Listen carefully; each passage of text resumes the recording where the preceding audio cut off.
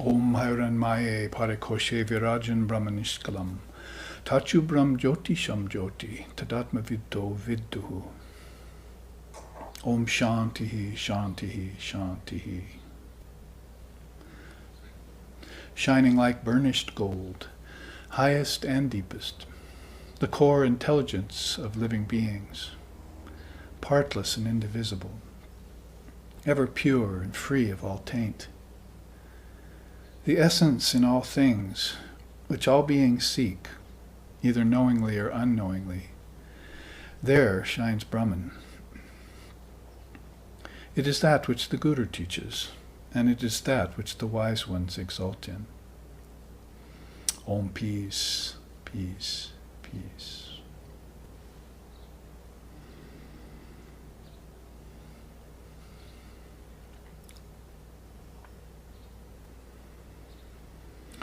Om Vedanta Siddhanta Nirukti Resha Ramaiva Jivaham Sakalam Jugadja Akanda Rupa Stiti Reva Moksho Brahmadvitiye Shrutayaha Pramanam.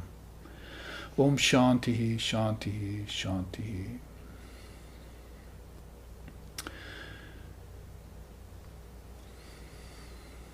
It is the apt and final conclusion of the Vedanta that all is Brahman. Time, space, living beings, and the world. Living in constant recognition of this fact is what is called enlightenment.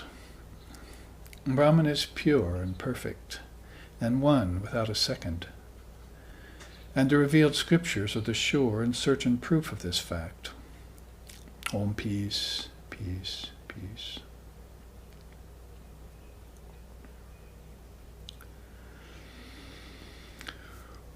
Om Sahana, Om Sahana Vavatu, Sahana Bhunaktu, Sahaviryam Karva Vahai, Tejasvi Navaditamastu, Ma Vidvishovahai.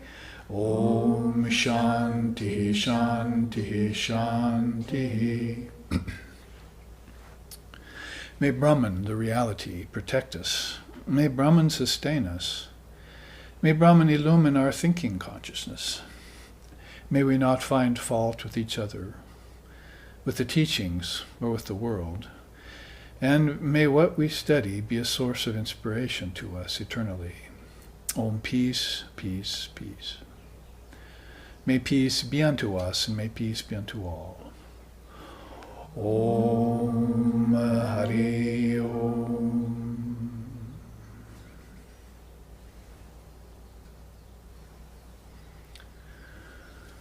Namaste. Salutations to all beings. Aloha from all of us here in Hawaii on the Big Island.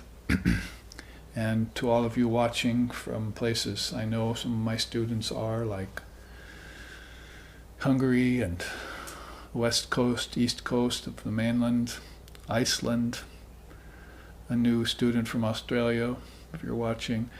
Welcome from all parts of the world, where a few of us gather here in the Vedanta Darshana. Vedanta to the devotee of Sri Ramakrishna Paramahamsa, and to Sri Sharda Devi, his divine consort, and to Mother Kali, their chosen ideal. Vedanta to them means a very wide and Catholic, universal amalgam of faiths and lineages, sampradayas, ways of philosophy, spiritual roadways and pathways. The Vedanta is rather an umbrella in that case. It's not just the particular darshana of India. I think that you see the 6 orthodox darshanas like Yoga and Samkhya and Nyaya and so forth. But Vedanta emerges out of that limitation and shows itself as a truth manifested. When you put it in the hands of someone like Swami Vivekananda, who brought it here in 1893, and when it further gets passed on to the hands of my teacher, Swami Aseshanandaji Maharaj, who was Holy Mother Sri Sharda Devi's last living monastic devotee here until the mid-90s when he passed away.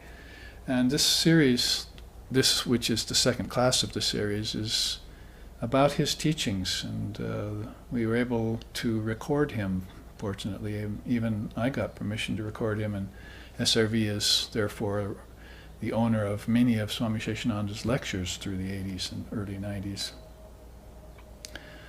So that wasn't the case, of course, with Swami Vivekananda. We only have one recording of him, and it was on a wax cylinder, and we can't recover the sound off of it anymore. It's 1890s, 1893 he was here, so unfortunately we don't have that voice, but just the physical sound of the voice is not as important as that lion's roar that he gave out when he spoke in front of 500 to 1,000 people at a time. The Americans didn't really follow through with Vedanta very well. He called them straw on fire. And they flared up at first with great interest, and then they couldn't hold that. And so they would leave the path. That was even if they got close to the path at all. So there were curiosity seekers, and there were people who had never heard of a Swami, and there were people who, of course, didn't know the words Vedanta. Probably even the word yoga was a rather esoteric and mystical word back then. Now, of course, in typical fashion, the Americans were calling Hatha yoga. But yoga is an 8-limb system that has been authenticized by Patanjali, the father of yoga, that particular system that he brought forth in around 140 AD. So when you're talking about these different periods of time where these great souls come, it takes a while for the mind to catch up to what's happened to it. In a sense, probably 2,000 years hasn't been enough for us to catch up to what Jesus taught us. There's been so much interpolation and text torturing and misinterpretation and narrowness and fundamentalism that has caused Jesus' message to get skewed and misunderstood. But we figure he was a sannyasin, a free-moving soul. That's the word in India. And we figure he was also an illumined being who probably didn't look at himself as a savior. He just looked at himself as an example for what people ought to follow. Like Lord Buddha, who lived 550 years prior to Jesus, also saw himself as an exemplar and laid out an 8-fold path for the people of the time. So bringing it all current here, as I've welcomed you today to this day and time, the year 2017, and here in the Hawaiian island Loka, or Akasha, this beautiful place surrounded by thousands of miles of water on all sides, making it a very pure land in which to study. That is, if you escape Polynesian paralysis, they call it, and don't get too lazy on the beach and so forth. But if you use this creative power of Madame Pele, who is this volcano goddess here, we call her Mother Kali's little sister in India. She's spouting forth creative juices, and the very land, lava, molten first, solid later, is like an example to us of what's subtle that turns gross. I mean, the very land that you're sitting on, and you can go around the other side of the island and see it being formed and flowing into the ocean and adding acres of land on over the years. Don't call your travel agent yet, as they say, because those lands will take a while for green to grow on them. But you can see this subject which I'm going to broach today, which Swami Aseshananda was speaking of quite a lot in the 1980s and 1990s, and prior to that, before I met him, he was in Portland, Oregon, teaching, and that was this idea of involution that was the opposite side of evolution. In the West, we just think of things as coming out of nothing, if you want to take a fundamentalist religious view, dualistic. You get something out of nothing, like somehow a soul can create it out of dust, and of course that's, taken metaphorically, that's probably okay, but it definitely sidesteps the issue of what is a soul. And so last week we looked a little bit at that, the difference between the scientific view called their idea of origination and evolution and so forth, and then the religious view called Genesis, and then the Vedantic view called non-origination, that there's no beginning and middle and end to anything, that time is actually illusory when you look at it from our standpoint. Then eventually it becomes not something that's not just linear, but something that always cycles back on itself, and like a snake swallowing its own tail kind of idea, a circle.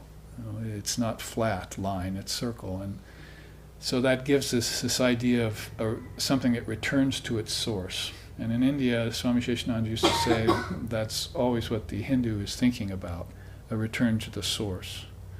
And what is it that's wandered so far away from its source? It's this ego-mind complex that dreams itself away from the source, and then it through various modes that it goes through, it begins to create the idea that that dream is real, when it's just a dream, it's just a projection.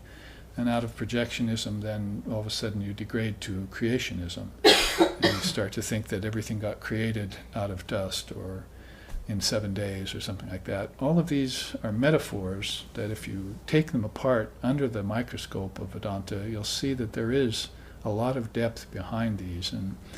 But you don't want to sidestep issues, you want to get to the truth. And so Swami Aseshananda was actually very good about speaking in terms of evolution accompanied by an involution, because your very breath is like that.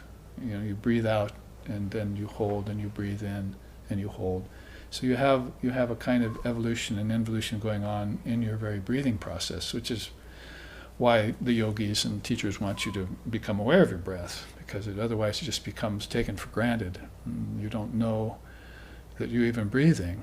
What to speak of if you concentrate on your breath, it begins to connect you to life force and air.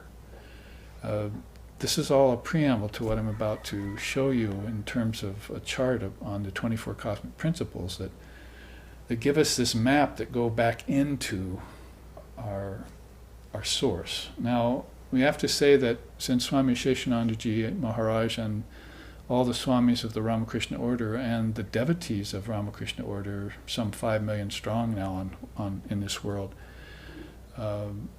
when they look at evolution and evolution, they're calling it a relative law. You study it from the standpoint that it's a movement, and at the same time then you have to say there is no movement in Brahman, in God. God doesn't move.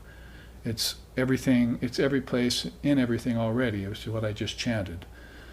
Right? Vedanta, Siddhanta, Nirukta, Esha, Brahmaya, Jivaham, Sakalam, Jagat Cha. It's in everything. It's in the world, Jagat. It's in beings. It's in space and time. It'd probably be better to say that space, time, beings are in it, as Vivekananda used to say. It doesn't change, but it provides a basis upon which all change can happen. But when the change happens, number one, it doesn't affect the changeless that underlies it. And number two, the change is not actual. That's pretty much the laws of spirituality, higher spirituality, right there in a nutshell.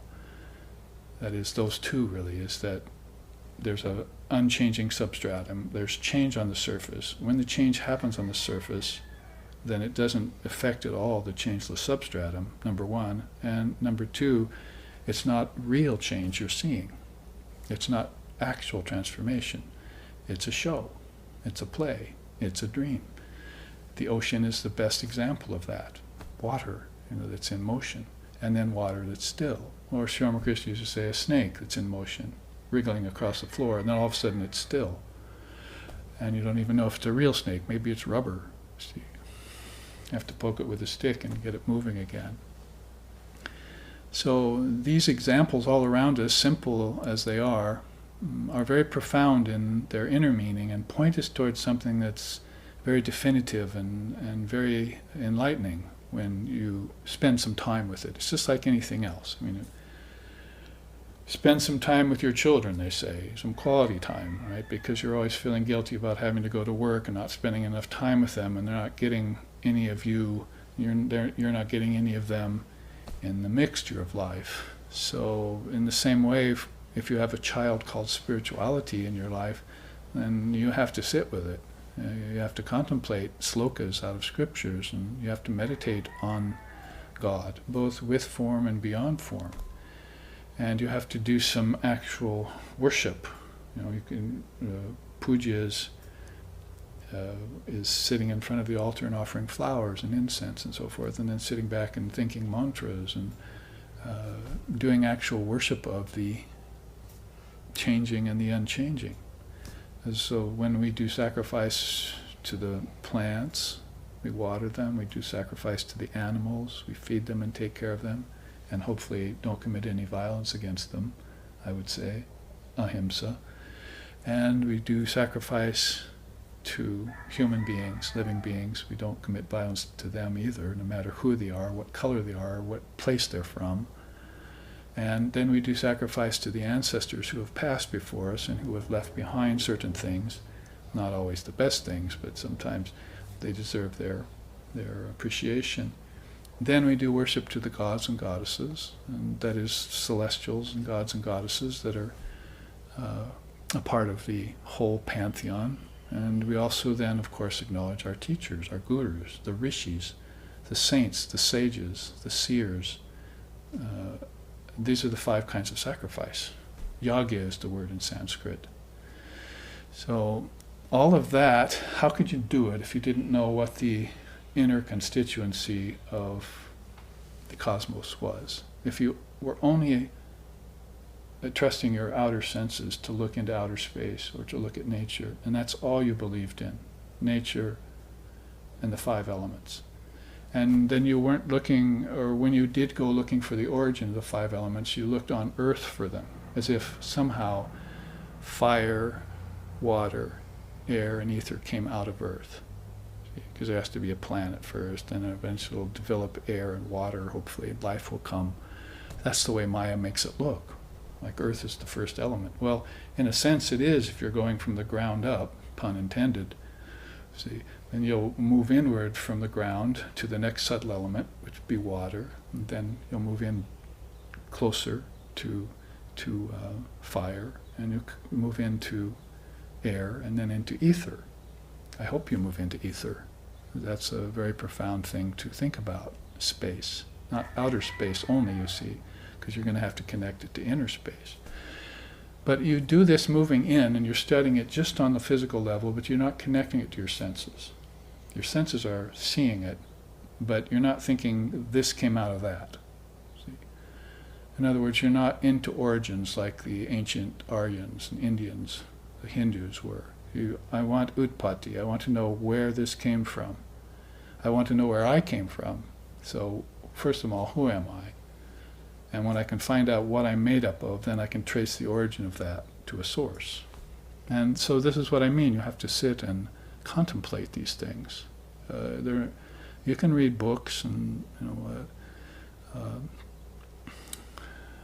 get involved in the world of activities and so forth, but it's really from an inactive standpoint. When you sit quiet, like under a tree for 49 days, or in a wilderness for a couple of weeks, that you begin to see the origin of all these things, that is, gods, goddesses, rishis, seers, saints, ancestors, human beings, animals, insects, all inside of yourself. It all came out of your thinking process. And so that's the second subject I want to broach today. It's called the atmic particle, the intelligent particle. It's not just atomic particles we want to look at. We want to know also of subtler particles that can't be seen by the eyes and can't be experienced by the senses, especially if you haven't connected the senses outward properly. Like, for instance, ether to hearing, air to touch, fire to seeing, and water to tasting, and earth to smelling. See, the 5 senses outward connect inward to the 5 elements outward connect inward to the 5 senses, and that's the first yogic connection you have to make. And I would say if you could do that, then you could live in harmony with nature instead of trying to dominate it, use it just for your pleasure and end up polluting it. You'd lose your reverence for it when you entered into those kinds of actions. But if you connected yourself to it, then you wouldn't want to desecrate yourself, would you? If all of this came out of you, then why are you wanting to destroy it? And nearby, in this peaceful island, we can hear the ground shake probably sometime today because they're bombing up on the Saddle Road. And the battleships are shooting at some part of the island right now, shelling, using it for target practice. You can feel the ground shake. That's how close violence and insanity have come to our peaceful land. Due to people who are of a military consciousness, a political consciousness, a money-mad consciousness. And they don't care about nature. They don't see nature, and so they haven't connected their senses to nature. They haven't connected the fact that if you connect the elements back to the senses and the senses back to the mind and the mind back to your intelligence, that you're following a path inward that's called involution. So what to say? Except here, when we look at Swami Aseshanandaji's second chart, we looked at the first one last time. I think we even read this last time, but let's look at it as a refresher. Shankara's philosophy accepts evolution, but it also accepts involution. Now, Shankara was the great Advaitist, about 700 AD. His teacher's teacher was Gaudapada, the great Advaitic philosopher. There, the evolution of nature only is meant, and for the manifestation of the perfection already present in the spirit. So in Shankara's philosophy, when he accepts evolution, he's accepting it only on the level of nature. Nature goes through this process. Your soul never does. Your soul doesn't change, it's nature that's changing. Come to find out that if you didn't know the 24 cosmic principles, you wouldn't know that the mind is part of nature. Well, you don't know that brain and mind are two different things either until you study the Vedanta. You're thinking brain and body are synonymous. See, and you're thinking 5 elements and so forth are alien and different from you. And until you make these connections, vyahritis they're called in Sanskrit, you make these essential connections back in, then you begin to have a holistic philosophy that will take you eventually all the way back to the source of your being. And as you leave behind all of these steps, 24 cosmic principles, that are in 5, so they're easy to remember. 5 elements, 5 senses, 5 tanmatras, that's subtle elements in dream tonight, 5 subtle senses, 4-fold mind, 5 kinds of prana. There's all sorts of sets of 5s that if you follow them back inside, you leave them behind one by one, just like you left behind a stepping stone that got you to an island. And then you have to leave the island and go back to the mainland. So you take that stepping stone back, and you take everything back inside of you. Air, earth, fire, water, and ether have to go. Tasting, touching, hearing, seeing, smelling have to go. The 5 pranas help you to do it. You get to the 4-fold mind, and then you're more toward the source of things. So he's saying that all of this takes place in show in order to manifest the perfection that's already in the spirit. So if you're seeing nature in the right way, you see this as a manifestation of Brahman, a perfection that's already in the spirit. Now you can look at nature and say destructive, violent, disease-ridden. It's not only human beings that can blow up things. Madame Pelly can also decide to blow up things when she spouts her top with a volcano. So you can look at it that way, but even there's a beauty in it, you see. And so you're seeing this manifestation come out of nature. It's a manifestation of the perfection that's already in you. All of this came from you, and this is your expression, see. And when you involve, you'll know this. But if you've just evolved and you're left out there up a creek without a paddle, as they say, then you don't know where any of this came from, and you don't have a connection to it. I hope I've made myself clear on that point, because I feel like I'm kicking a dead horse or laboring it all the time. But to me it's so obvious that you need a philosophy of involution, and it's been set up for you for thousands of years in India. We just have to refresh our minds with it. He goes on to say, But except for a few brighter scientists, the West has not accepted involution. One scientist has said, quote, consciousness is sleeping in an atom. Consciousness is dreaming in a plant. It is half awake in an animal and is awake in a man, unquote. But I must add that it is only fully awake in an illumined soul. Only that one has accomplished involution and realized the Atman. So an illumined soul will, step by step, take this process of involution all the way back to the source and realize and merge the self, the smaller self, into the larger self. There's actually quotes like that in the scriptures.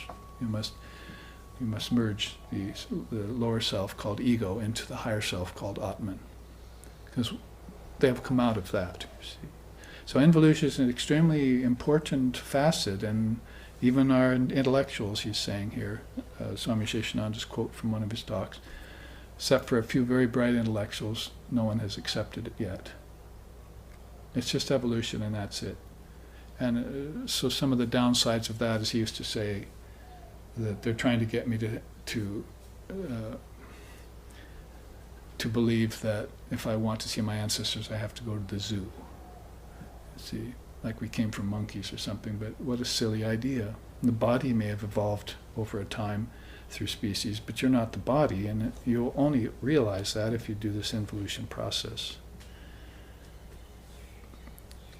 Quickly speaking then, with this chart, let's do the involution process, because you'll probably understand it just by the interjection I've been giving. So we want to adjust this like this, so it's not glaring so much for our live streaming audience. Well, it's very tempting to start at the top. If you're a non-dualist, But unfortunately, here on Earth, we have to start from the bottom. We've evolved as far as we can, and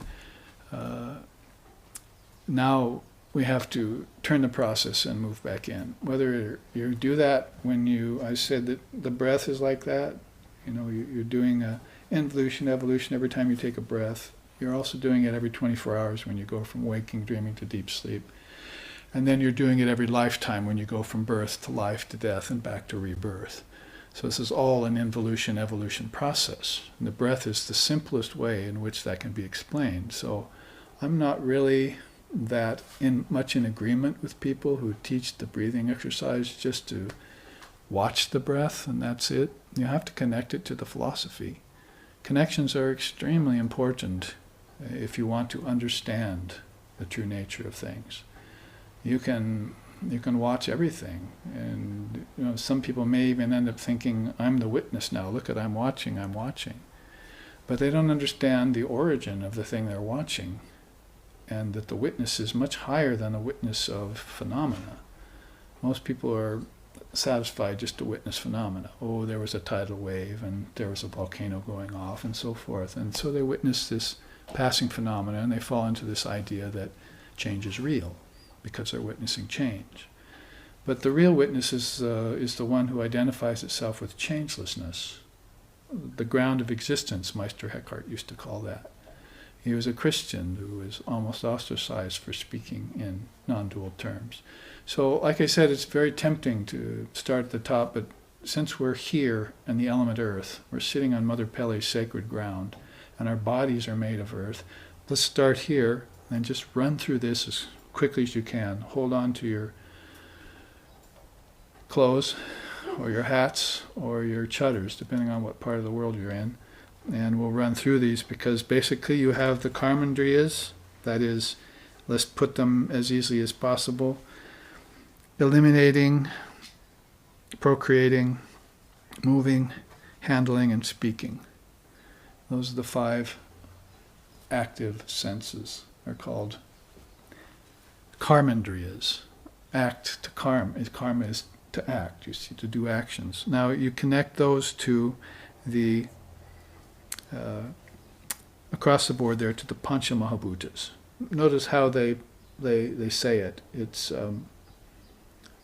pancha, 5, and mahabhutas, great elements. They're calling them the great elements. What you're going to find is when you involute and take air, earth, fire, water with you, you'll find that it's in your dream state next. Or in your meditation, if you think about it, if you contemplate it, if you're trying to make a connection, say, between taste and water, or fire and sight, it shouldn't be too hard for you. The two go together. These twos go together, you see. So it should be easy for you to connect them back inside. But the point is that you'll find that these Mahabhutas persist past their physical forms. You're thinking of air, earth, fire, water, and ether as just 5 physical elements, but there are tanmatras inside. Odor, flavor, visibility, tangibility, and audibility. They go directly across the board. Odor with earth, flavor with water, visibility with fire, tangibility with air, and audibility with ether, doesn't it? And those 10 go across the board with, odor, earth, and excretion, flavor, water, and procreation. I don't have to go through all of that. You can look at this chart if you're seeing the live streaming version, or here at the break when you come up closer, and see how all of these connect with one another into one great system by a soul who did his homework. Salutations to you, Lord Kapila of the Samkhya philosophy, for putting this all together. Thank you very much, as I like to say. 3 great rishis walked into a bar in heaven. See, just a joke. And they also saw Lord Kapila sitting there, and they went up to him and said, "Thank you very much," because so many people have borrowed this system from India and put it in their own versions in different religions and so forth. So this man sat and just didn't look at the earth as a witness. He sat and he witnessed his inner state, and he connected the outer state to the inner state. You know what I'm saying here, right? Om Drishyam Pratitam Pravilapayan San Sanmatra Gyanam Ananda Gyanam Vibhavayam. You take the outer and you connect it to the inner, and then you take both of those and you render those into one indivisible state. So it's like 3 steps: the outer world, the inner world, and you, the transcendent world. You're taking 3 great steps. In philosophy, it's called Dvaita, Vishishtadvaita, and Advaita. You take 3 philosophical steps. The whole thing is about moving inward, involution. And so you're not trapped out here with the 5 elements ending in death, and the 5 senses giving way and not being able to see at the end of your life and hear properly and so forth. And your food doesn't taste anymore. You're not left up in a lurch out there, you see, but you're seeing these, connecting them, and abandoning them. You give up everything. You took it on, now you have to give it up. Isn't attachment one of the worst of all things? Desire and attachment is at the root of all suffering in almost every religion you want to look into, not just India's. So this is a man-making system, you see. It makes you bold, makes you strong, and it does away with weakness.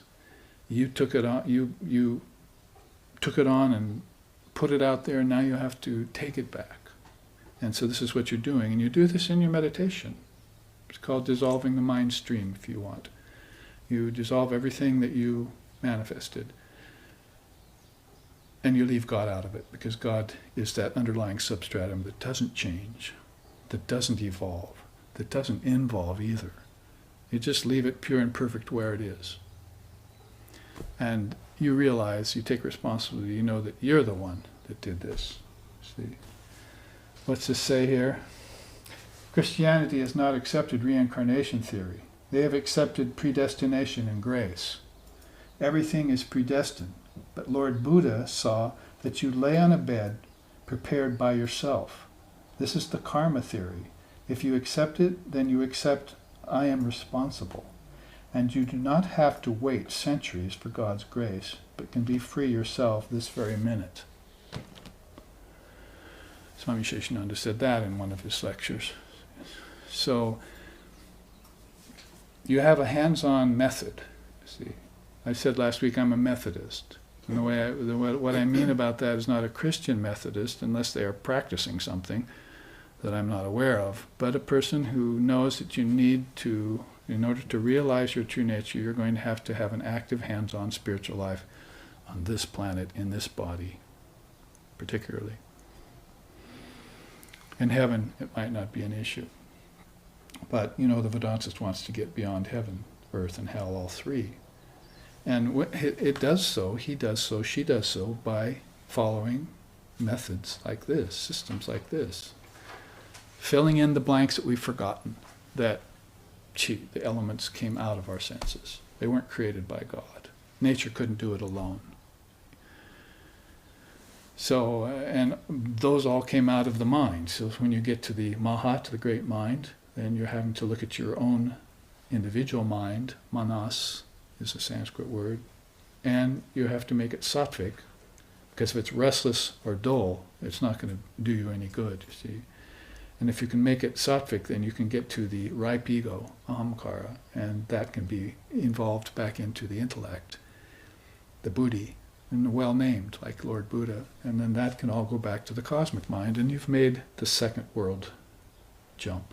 You've gone into essentially what is the U of Om, A-U-M, or what is Lord Vishnu, Brahma, Vishnu, and Shiva, or what is the subtle world, gross, subtle, and causal. You're making these inward steps, again, in this three-point movement, using these five systems. And there's no, it's fail-proof, it's easy to do once you commit this to memory, and it's sensible and it's practical. And it gives you the foundation upon which to build a divine life and start to have spiritual experiences that are inward. Not just physical, sensual experiences that are outward, but spiritual experiences that are inward. And like having a beautiful dream or having a vision, like some of the great ones did. So you understand the connections made here. The Gyanendriyas are just smell, taste, form, touch, and sound. So when Swami Aseshanandaji talks about Shankara's philosophy accepting evolution, but also accepting involution, that's where even our most brilliant scientists, except for a few exceptions, he says, are lost. They don't know anything about their inner nature and the origins of things. They're thinking the origins to be there in the five elements of earth. But these things are insentient. When you look for real origins of things, you're beginning to look at degrees of sentiency that are accompanied with one very rare commodity called intelligence. Intelligence is a rare commodity nowadays. The intellect, that's pretty common. The intellect is what holds intelligence. And what holds intelligence is overlorded by the ego. This is my knowledge. I'm a doctor. I'm a lawyer. I'm a therapist. I'm so forth and so on, you see. In fact, I'm male or female, or I'm European or American, or Eastern or Western. All of these subdivisions are overlorded by the ego. And that intellect we know very well. It wants to be superior over other intellects. It wants to compete with other intellects. It'll go to war with other intellects. But it's the intelligence in the intellect that we want to free. And when that gets free, there's no limit to what can happen. We have our great souls that we worship, like Swami Vivekananda, even here amongst us in the late 1800s in America, whom we saw this unlimited intellect was expressing itself constantly. So an old system, and in fact this is one of my older charts, but I've put a nice image of Divine Mother Ishvari behind it, so you can see how she is in charge of all of these things. It all comes flowing out of Shakti, Divine Mother, or Mahat, we'll call her here, the God's mind. God does have a mind, but guess what? God's not its mind, just like you're not your mind. You can go out of your mind. I'm saying that in a more positive way than what you'd usually think. That is not insane, but transcendent. That's to go out of your mind. There's a beautiful song in India which sings, "O Divine Mother of the Universe, drive me completely out of my mind. What do I need of knowledge and intelligence and intellect and so forth? You see, drive me even above that." So when you get driven beyond that, then you're going up to these two eternal principles that Lord Kapila assigned at that ancient time, Purusha and Prakriti. And you probably see those words quite a bit when you read the Gita and when you read the Upanishads and other great scriptures of India. You'll find these words. Pretty much, definitely, sentient soul and insentient nature would be one way of putting it. Other ways are nice too to think about. Conscious spiritual entity is Prakriti, the soul. But unconscious material energy is nature. Ishvara is another way of saying the divine. Unmanifested nature is another way of talking about Prakriti. That is the seeds where everything came from. By the way, you're watering those seeds with your mind's energy, your intellect, and so your intelligence, and so forth. You water those seeds in deep sleep, and then you dream when the seeds sprout, and then you dream further when they manifest on earth. So you're constantly watering these seeds. If you were to take water away from those seeds, then you would transcend unmanifested nature, and you'd get beyond the three gunas. And you'd get back into equilibrium, balance, samadhi, nirvana, satori, pragyaparam. It's been called by great things by great souls. So there are some very immense and deep subtleties that have to do with this jump from cosmic mind into these two eternal principles. You could also call it Brahma, Vishnu, and Shiva. See, the Trinity. Or you could call nature intangible matter. So when you find a teaching like this, as a Westerner raised in Western schools, you've never heard of things like that. They don't exist in our language. They're only in Sanskrit. And so you're going to have to learn Sanskrit a little bit, and you're going to have to see what they mean. And you have to find some words in English like insentient or intangible matter to realize that we're only just breaking the surface of knowing what intangible matter is when we study the atomic particle and so forth. But there's a power and an overseer of that intangible matter that infuses it with energy. The light that lights the sun, that lights the moon, that lights the stars, that lights up lightning. We say that, na tatra suryabhati na chandratarakam nema vidyutubante kuto yamagnihi. You are the light in the sun, the light in the moon, the light in lightning. And that light shines, all their light shines by that one light. That's called Atman or Purusha. By its light, everything is made radiant. But, you're still the firefly looking at the moon. But the moon is looking at the sun to get its eternal light. And that sun is looking at 1 billion other suns in the universe. And those 1 billion suns are in your thoughts. Your thoughts are brilliant suns. See? And you take everything back like that to the great self, Atman, Brahman. And you immerse it all into the ocean of consciousness and realize your identity with Brahman. Along the way, you'll come to know that there are things, not just manifested nature, but there are things called unmanifested nature or intangible matter. And if these things are only seen and understood when you do an involution process, you will not find them out here in the realm of the 5 elements, especially when your 5 senses are not connected to them, consciously, knowingly, that these came out of these, that your waking state came out of your dreaming state, and that both of those came out of your deep sleep state. That was his teacher, Gaudapada, Shankara's teacher, who brought that teaching forward out of the Upanishads, the 3 states of man's awareness, and the 4th called Turiya. Waking, dreaming, and deep sleep is very simply put. So you are the soul that knows all it pervades, but you You've manifested everything and then you've taken yourself out of the quotient. No, I didn't do any of that. See? I didn't do any of that. It's all the grace of God or something. See? So if this is all the grace of God, then the grace of God includes fighting, violence, death, disease, horrible things that are going on out there. You want to call that the grace of God?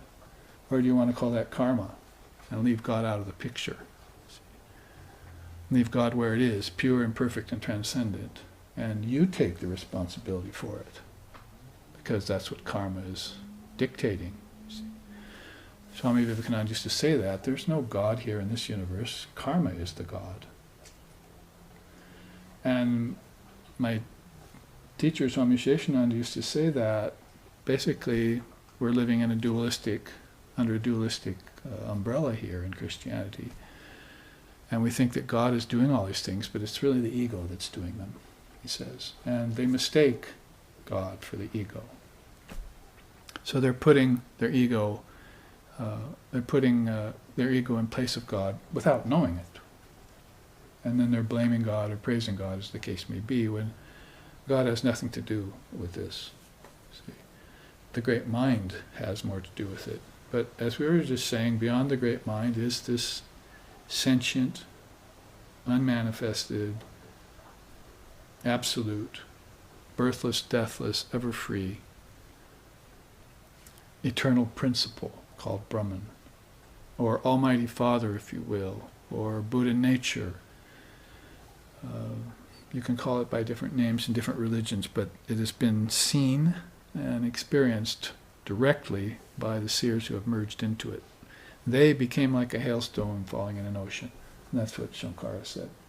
So even out of this one quote of Swami Aseshanandaji comes all these teachings, and the main suggestion has to do with evolution and involution. It's not fair just to have us evolve out here and then take away our way of getting back, you see. Science should be fair. So if there's an evolution, there must be an accompanying involution. Prataha sancharaha, prati sancharaha. Sancharaha, prati sancharaha is how it was put by Copula. There's an evolution of principles, tattvas he called them, from the source all the way out. There's a reverse involution of all the tattvas from outside back in. This put it very simple. And that was his edict. That was his declaration from his own meditations. So a person like that who has seen this, has observed this, is the true witness with a capital W, knows that all of that has come out of his own mind, and he can take it back anytime he wants. What do you think would be the result of a person who could do that? Maybe it would be peace. A peace that passes all understanding.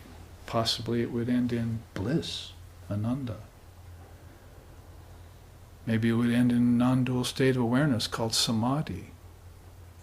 I mean, where do you think these words and these great qualities come from, if not from a man who saw and conquered his lower nature? See, this is all lower nature, isn't it? This is all change that's going on. But it's coming from a changeless substratum. He identified with that, not with this. And that's what Swami Aseshanandaji used to say to us in every talk. If you identify with the surface of the ocean, you get tossed. But if you identify with the depths of the ocean, there's nothing but peace down there. So where are you going to place your consciousness? Is rather the question. There's no doubt there are people who like to get tossed. They're called surfers and so forth. And they'll stay at the surface on purpose. In fact, there are masterful souls who can stay on earth in the body and still retain their peace of mind. But we're talking about suffering beings, and we're talking about people who have lost that wherewithal, who need a method, who need a path, who need to know that there is a source, and they need to make their way towards it in their own meditations. My Lord, they're doing it every night when they go into deep sleep, so why not do it consciously in meditation? Because in deep sleep you're forgetting what you did, how you went back inside. You don't recall it when you wake up. Isn't that much like when you die? When you're born, you don't remember what happened between the time that you died and the time you were born. What happened to me in that time? See, the Tibetan Buddhists call that bardos, and they meditated on the bardos. There are periods of time that happen between certain phases of time. Kalas, they call it in Tantra. Phases of time where things pass. Well, Shiva is the master of phases of time, and Buddha too looked on time from a transcendental viewpoint and extracted himself off of the Kala Chakra, the wheel of birth and death. And from there the view was marvelous, as they say. See, he could see everything. And then he could, like Lord Copula, keep himself free of all of the insinuation of change. And so these are masterful souls, and they left behind footfalls. This is one, Samkhya philosophy is one of the 6 orthodox philosophies of India. It's like a big footfall that one great soul left. And many people have gotten back their source by following such systems left behind by the ancient rishis. So thank you very much, Lord Kapila. Now maybe we've seen enough of that, but I wanted to put it in terms of another chart, so that, not leaving any stone unturned, we know that this also has to include time and space. We know it included our organs, and we know it included our senses, and we know it included the elements.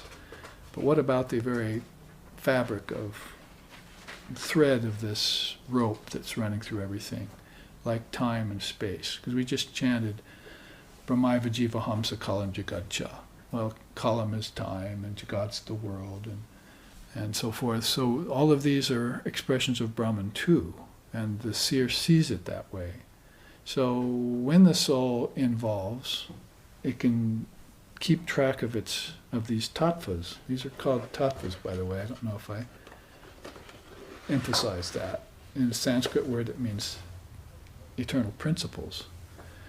They may change, and they may come in and out of being, but you'll never get rid of them. This is under the edict, again, that India proclaims that everything's eternal. Non-origination means there's no middle beginning and middle to anything, which then equals everything is. You can't get rid of anything. You're not going to get rid of your lust and anger. You're not going to get rid of your ancestors. You're not going to get rid of the idea of God. These will persist. Your business is to attenuate some of them and bring others forward. Can be master of nature, of your own nature. Be the master of your own game. If you projected all these things, and you should be able to withdraw them. And once you projected them, you should be able to live amongst them without fear, without doubt, and without chaos, and in harmony with them. See? So that means you're going to have to accept the changing nature of nature.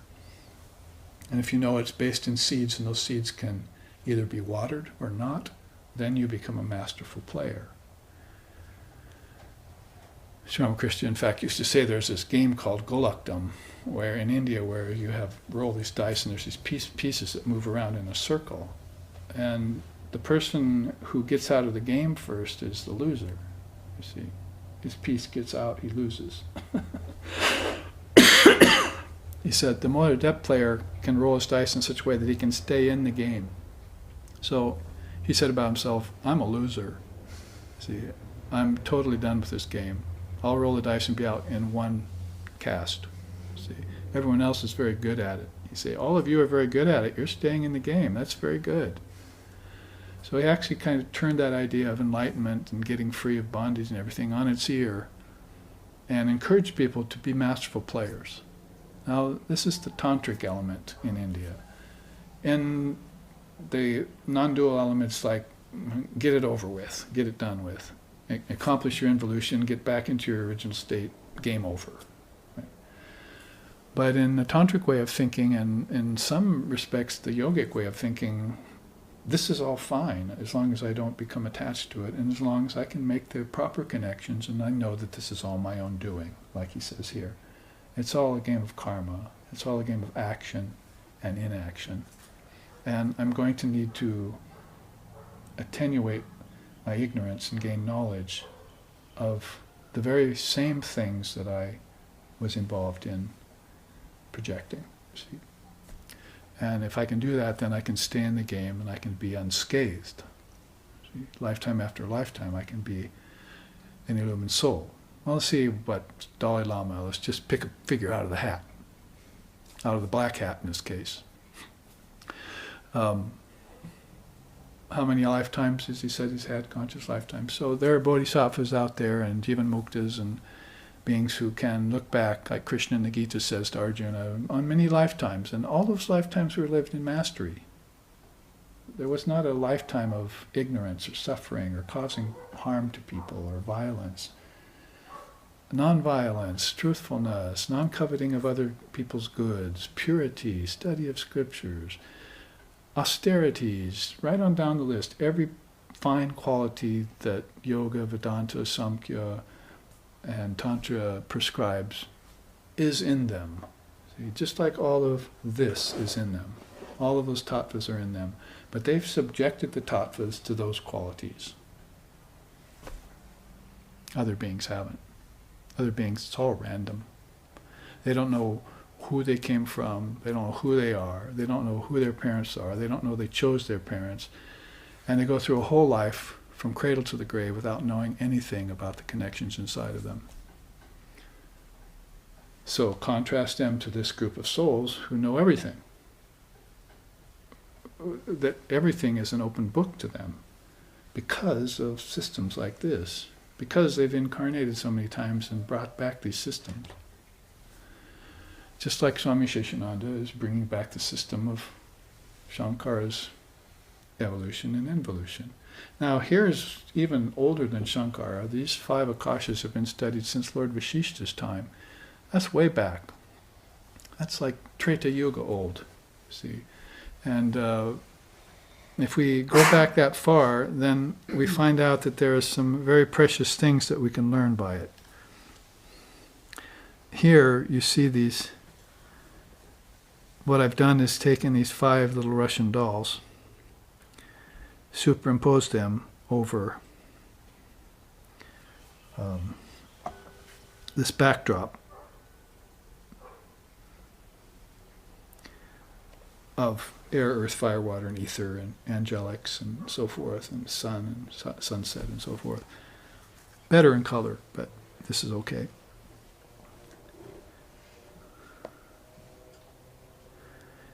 Since it's Lord Vashishta's system, I mean, I don't know if we would actually call him the author of it, but he used it very heavily in an early time. Let's start with his quote. He says, "All forms, multifarious in manifestation and expression, being aspects of the wisdom word, like drops of rain falling into torrential rivers, enter the infinite ocean of consciousness called Brahman. Each akasha, physical, pranic, mental, intellectual, and causal, dissolve into the Paramakasha, that supreme space of pure conscious awareness." So all of these akashas are spaces. Akasha means space. And all we know about is this space, the physical. That's all basically we know about in this day and age. Anything else, religious or scientific, is hearsay, as far as they're concerned. If you say heaven, or if you say kingdom of heaven within, or if you say my Father's mansion has many chambers, or if you say soul, or something that is transcendent of body-mind mechanism, then they're not going there. They want to know nothing about it, they don't believe in it, and they're not going to entertain it even as an idea or a possibility. And that's how deep in the Kali Yuga we all are right now. So all is known is right here in the gross space. That's that little doll. Human bodies, animals, insects, plants, microorganisms, planets, ether, air, fire, water, earth, objects, atoms, molecules. It's that realm. And you can see how vast it is. Even one akasha could last a soul hundreds of lifetimes if they want to inspect it. Oh, there's things in the ocean we haven't seen yet, down in the deepest depths. There are new species coming out of tropical forests that are beginning to appear on islands that we haven't discovered yet. You know, the problem with this is that it's constant change, that you're never going to be able to classify every organism, find every species, look at every change that goes on at the bottom of the ocean. You can say this world is enough for me, but what you're saying is this world is going to hypnotize me for as many lifetimes as you have available to you. And from what I understand, there's quite a lot of them. Thousands of lifetimes you can live, coming in and out of bardo states without knowing, or only knowing one. So when you leave this bardo state, what bardo state does India say you go to? Well, you could go to your ancestors, like pranakasha, the space of life force. Your breath is driven by life force. Your eyes see by life force. Your mind thinks by life force. Psychic prana, it's called. And you're not accounting for it. So then if you're not accounting for it, what I see, is real. See, it doesn't disappear when I shut my eyes, you see. It just goes inside and I'm still thinking about it. I'm attached to the object. What I see with my eyes can't disprove it. In fact, my eyes want to prove it to me, that it's real. Wood, metal, ores, trees, all the 5 elements, this is all real to me, it's tactile. So your senses cannot disprove it for you. An electron microscope can disprove it for you. But when you invent one and look through it, you're not making the right conclusion when you do. That everything is just billions of particles vibrating at a billionth of a second and has no real substantiality at all to it. No substance. It's all changing. So again, you're caught in the illusion of change. In that realm where you went after you left the body, then there are beings like wandering spirits, pretas, elementals who preside over the 5 elements in the subtle form. See, you don't know about the 5 elements in the subtle form, the Tanmatras, so you don't know the deities there. So you're going to run afoul of those deities when you die. See, that's why your eyes hurt, and your mouth dries up, you can't breathe right, because you're leaving the body and you're attached to the 5 elements. But if you had have lost your attachment to the 5 elements, then you can move through those and the deities will help you. See, you can leave the body easily, no problem. I can quit breathing because I used to practice it when I did my breathing exercise. See, I went into Kumbhaka, I didn't breathe for a long time and I was fine. See, so I'm used to being without air, it doesn't bother me. Take one last breath and let it all go. Peace, peace, peace. See? So, elementals are there. Nagas, they're also a kind of snake god, that's presiding over water realms and so forth. Ancestors are there. Now we know about them, they're a big teaching really. It's the Petri dish, I like to say humorously, because the word Petri in Sanskrit does mean your ancestors. And it's the Petri dish. At the same time, you've got this whole Petri dish of ancestors that are fomenting constantly. And they're throwing up bodies for you. And you're changing bodies with them. And it's a constant cycle for you. And this is why you can have 1,000 lifetimes from them. It doesn't matter how long this earth lasts. There are billions of other potential worlds in the physical. If you want to manifest there, you can find one. But where is it coming from? Where is the origin? In your ancestors. That's why Lord Buddha accepted the karma theory and didn't like the idea of predestination and grace. You could say grace is only for the illumined souls, as they are that. They become grace.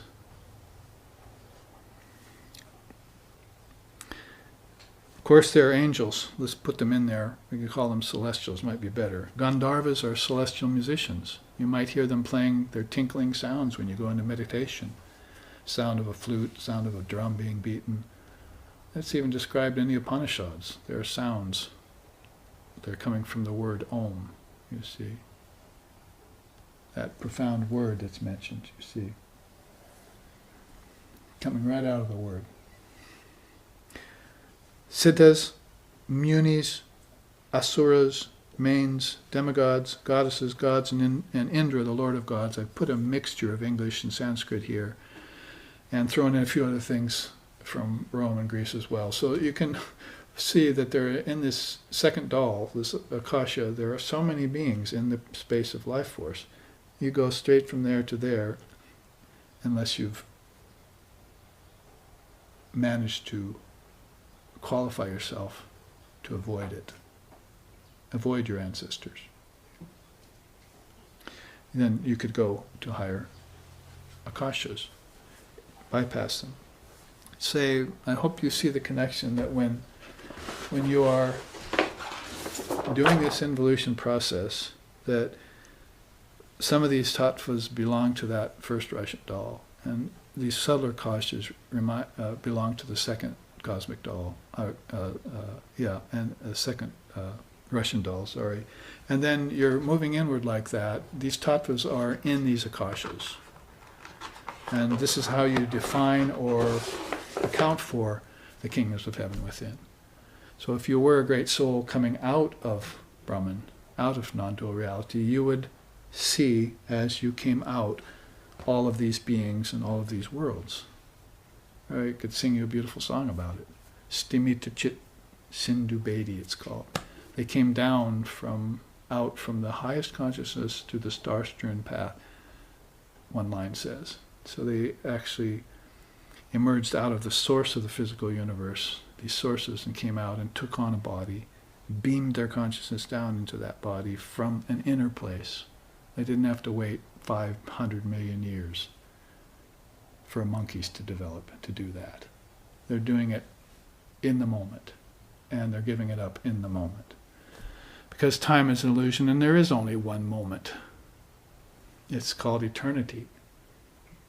And its wife is named Infinity, Mr. Eternity, Mrs. Infinity. See? And their child, if you're not careful, is called Finity. You become finite, but your parents are infinite and eternal. What's wrong with you? You're a prince thinking yourself to be a pauper. And all of these things are not in you. You're not taking responsibility for them. You've given up that responsibility and cast your lot with some hope, some religious hope that they fed you, which is dualistic or fundamentalist. But in a system like this, just like the 24 cosmic principles, you're wending your way back into the kashas that you came through when you got here. You're just taking it all back. The third path of the celestials, called Svarloka, and put this here. It might ring a bell with you. Om Bhur Bhuva Swaha.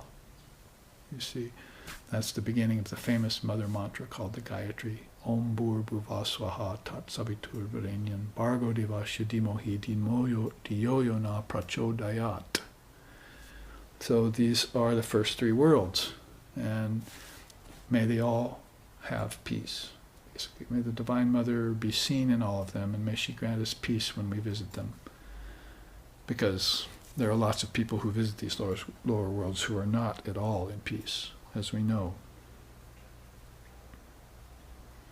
This quote from Lord Vashishta here is put along the way. He says, like Akasha, space, that holds many objects yet is not affected by them, so too does Brahman hold and pervade the many worlds in various forms held in space and time, though it is beyond space and time. So this is that rule of thumb law that I gave you early on in the first part of this class, is that there's a substratum, change is on the top of it, and as the change goes forth, apparently so, the substratum doesn't transform at all whatsoever. It doesn't change. It's not affected. Sri Ramakrishna was trying to get us to understand this when he said, smells pass across the air, good and bad, but the air just carries them and they're gone. He's talking about space, the space of Brahman, the highest space, this causeless Chidakasha, that is not affected by anything that takes place in the realms of name and form, as if they never happened to that highest Brahman. And that's what you will feel when you go into samadhi. Swami Aseshanandaji used to say, when you do this involution process and you involute and go through all to these higher realms and you realize your true nature, where will your fear be then? Where will your fear be then? And where will your doubt have gone? And so this is why he came up with these sayings. Make your fear afraid of itself, make doubt doubt itself, and put death in its own grave. Because you're a birthless, deathless being, you're just caught on a wheel. The wheel itself should prove to you that you're a birthless, deathless being. The fact that you're being reborn should prove to you that you're a birthless, deathless being. You see what I mean? But if you don't look into the systems, then you're not even aware of the relative truth in its entirety, what to speak of absolute truth in its singularity. So, looking deep. You want to say, oh, I want to go deep. I want to go deep, you said all your life. Then you get a teacher who'll take you deep and you're like falling asleep. See, when you're listening. Here's your chance to go deep. Here's a method by which to go deep. Then engage, because you always hoped all through your life that you'd be able to go deep with some person, with some system, with some religion, with some great soul. Take me deep, take me deep. Dive deep, O mind, dive deep into the ocean of God's beauty. If you descend to the uttermost depths, there you will find the gem of love. Didn't you want that when you wrote that poem? Then to later abandon it all? No, I don't want to dive deep. It's too hard. You're talking in a different language. It's because the language you're speaking right now doesn't have words for these principles.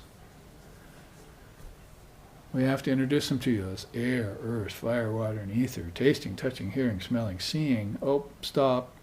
Tanmatras. I can't go that far. But, well, can I talk to you about the prana? No, I don't know what that means. Well, how about the higher tattvas? Nuh-uh. Nope, I don't want to learn that. Science and religion tell me those aren't true. I haven't really even prescribed either one of those. See? Very deeply, because I'm not going deep. I'm just going to stay on the surface.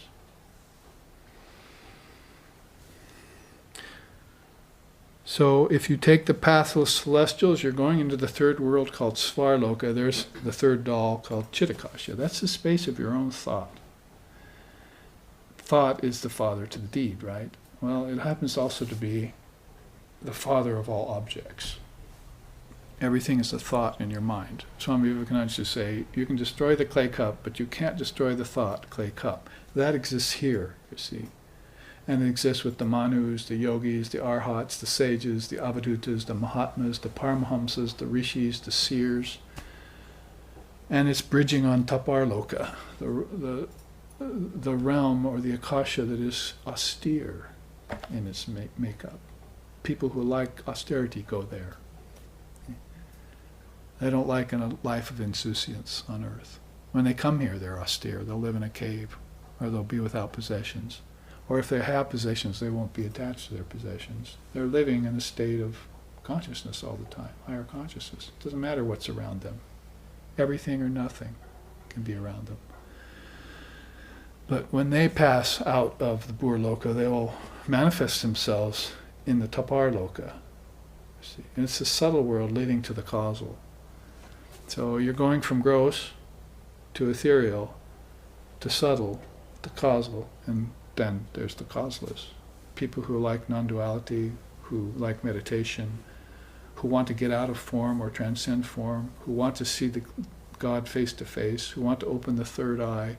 How many ways can we put it that beings who want to stand face to face with God are seeking this causeless cause? Brahman, Almighty Father, Buddha nature, Tathagata, a mass of pure conscious awareness. They want to dive in there and melt their hailstone forever. To find out what merging is like, because it's ecstasy. It's unalloyed, uninterrupted bliss, where everything else that was outside of it had a beginning, middle, and end. Apparently so. till I found out that that aparinama rules, you see, in the Chid Akasha. The Jnana Akasha is your space of your intelligence. Chit Akasha is the space of your thought. But Chid Akasha is the space of your awareness. That's pure conscious awareness we're talking about. There's nothing like it, nothing that can replicate it. It's one without a second. Brahmadvitiye. We just chanted that this morning. And that's where you originate. If you want to try and use a word for it, that's where you non-originate, you could say. That's where you are just the indivisible. That's all. You are that. They had to end up with something so that could be expressed. The tat tamasi, that thou art.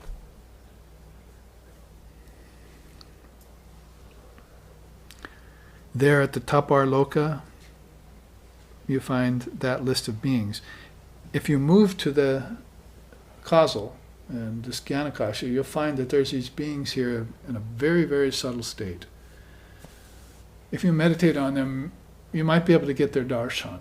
You might be able to, and they might come out of the subtle state, the subtlest state, and appear to you in your meditation, even by surprise, as it were. Have a visitation. You have a very powerful dream. Like when I was in my 20s, very powerful dream. A seer, bearded seer, came out of my consciousness and in a dream and told me, here's your life. And he showed me a tapestry. And he traced, with his finger, he traced my life through this tapestry. And I woke up and I remembered that. I remembered it to this day. That this is the path you will move through, you see. So you might have a vision like that from some of these great souls if you meditate and if you are adamant about gaining the highest truth and enlightenment. Vairajas, well, there's 7 of those. They preside over the 7 systems. If I had a transparency here with the 7 worlds on it, I could just put it over this and you could see how the 7 worlds align with these 5 akashas. And then another transparency under that would show you which tattvas go with each system. I haven't got that far yet. Might be kind of hard to see it all. Find space for it. But this is space. We were talking about space and the time it takes to move through space. So you have the Vairajas, 7 of them. Then you have the Trinity, Brahma, Vishnu, and Shiva, whom we always sing about whenever we can. Gurur Brahma, Gurur Vishnu, Gurur Deva Maheshwara, Gurur Deva Param Brahma, Tasmai Shri Gurave Namaha. So Gurur Brahma, Gurur Vishnu, Gurur Deva Maheshwara is Shiva. Maheshwara means Shiva. So there's this Trinity that they sing to, that they meditate upon in order to get this deep experience of beings who are at the highest level of consciousness just prior to formlessness. They stand on the brink of formlessness and will guide souls through. It's get to the Father through the Son time, you see. These great beings will guide you through these echelons, upper echelons of consciousness into your formless nature, and you'll feel complete and whole again. You'll have the peace that passes all understanding. You'll gain the pearl of great price. However you want to put it, that's what formlessness with a capital F means. Brahman and all the potential in it, called Shakti, which projected this whole shooting match with your help.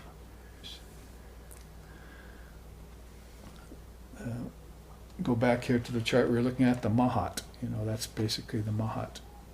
Brahma, Vishnu, Shiva. Call it the Trinity, call it Aranyagarbha, call it God's mind. That's a very, very high station of awareness. It holds a very rarefied level of consciousness that is permeated with peace and bliss. If you were to touch it, you would just feel this air of breathless heights in you.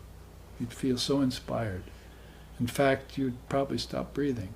You'd go into a kumbhaka state like Sri Ramakrishna did, just by having a sight of that, an inner sight of that, an inner vision. You might not breathe for minutes at a time and then all of a sudden come out. Guess what that sounds like? Deep sleep tonight. If you're laying next to someone and they're sleeping, you hear them going to deep sleep, they won't breathe for minutes. And you're thinking, have they left me? You see, are they gone? And yes, they're gone. They're gone from ego, they're gone from form, they're gone past the mind, they're gone into the formless state. But that's a formlessness with a small f. Where it stands is right next to, hand in glove, with formlessness with a capital F, Brahman. Or we would probably know it if we had have meditated on it in Christendom as the Almighty Father. We'd probably call her the Divine Mother in our tradition. So, 5 Russian dolls. Let's, just to summate it, we can take this quote at the top. Like 5 Russian dolls, of diminishing size, neatly nestled inside of one another, all ending up as one inclusive unit, similarly do the 5 atmospheres through which name and form manifest all result within each other. All reside within each other. From causeless to causal to subtle to gross, each holding multiple dimensions, countless worlds, and myriad beings. Go to Gethsemane and meditate on the kingdoms of heaven within, John, and find the word which is at the beginning. This, whatever religion you look into, you'll find mention of, like say in Tibetan Buddhism, these are bardos and different worlds that you go into, the Shambhala worlds. And they have different designations for them in different languages and various nations, there are various religions. And the ones that have gone deepest have been those ones that have been influenced by India. And because India has been majoring in spirituality. If you just say all these topics in the world, okay, well the West right now, America is majoring in science, quantum physics. Well, what's India been majoring in? Spirituality, in non-dual philosophy, and in religion. Not irreligion, as Swamiji said, but true religion, with a capital R. And that's probably a good place to end here for our break. We'll look next into another one of his quotes to finish this chart about the intelligent particle and some other nice teachings. So here we will take a break for 15 minutes and return. Thank you for your kind attention.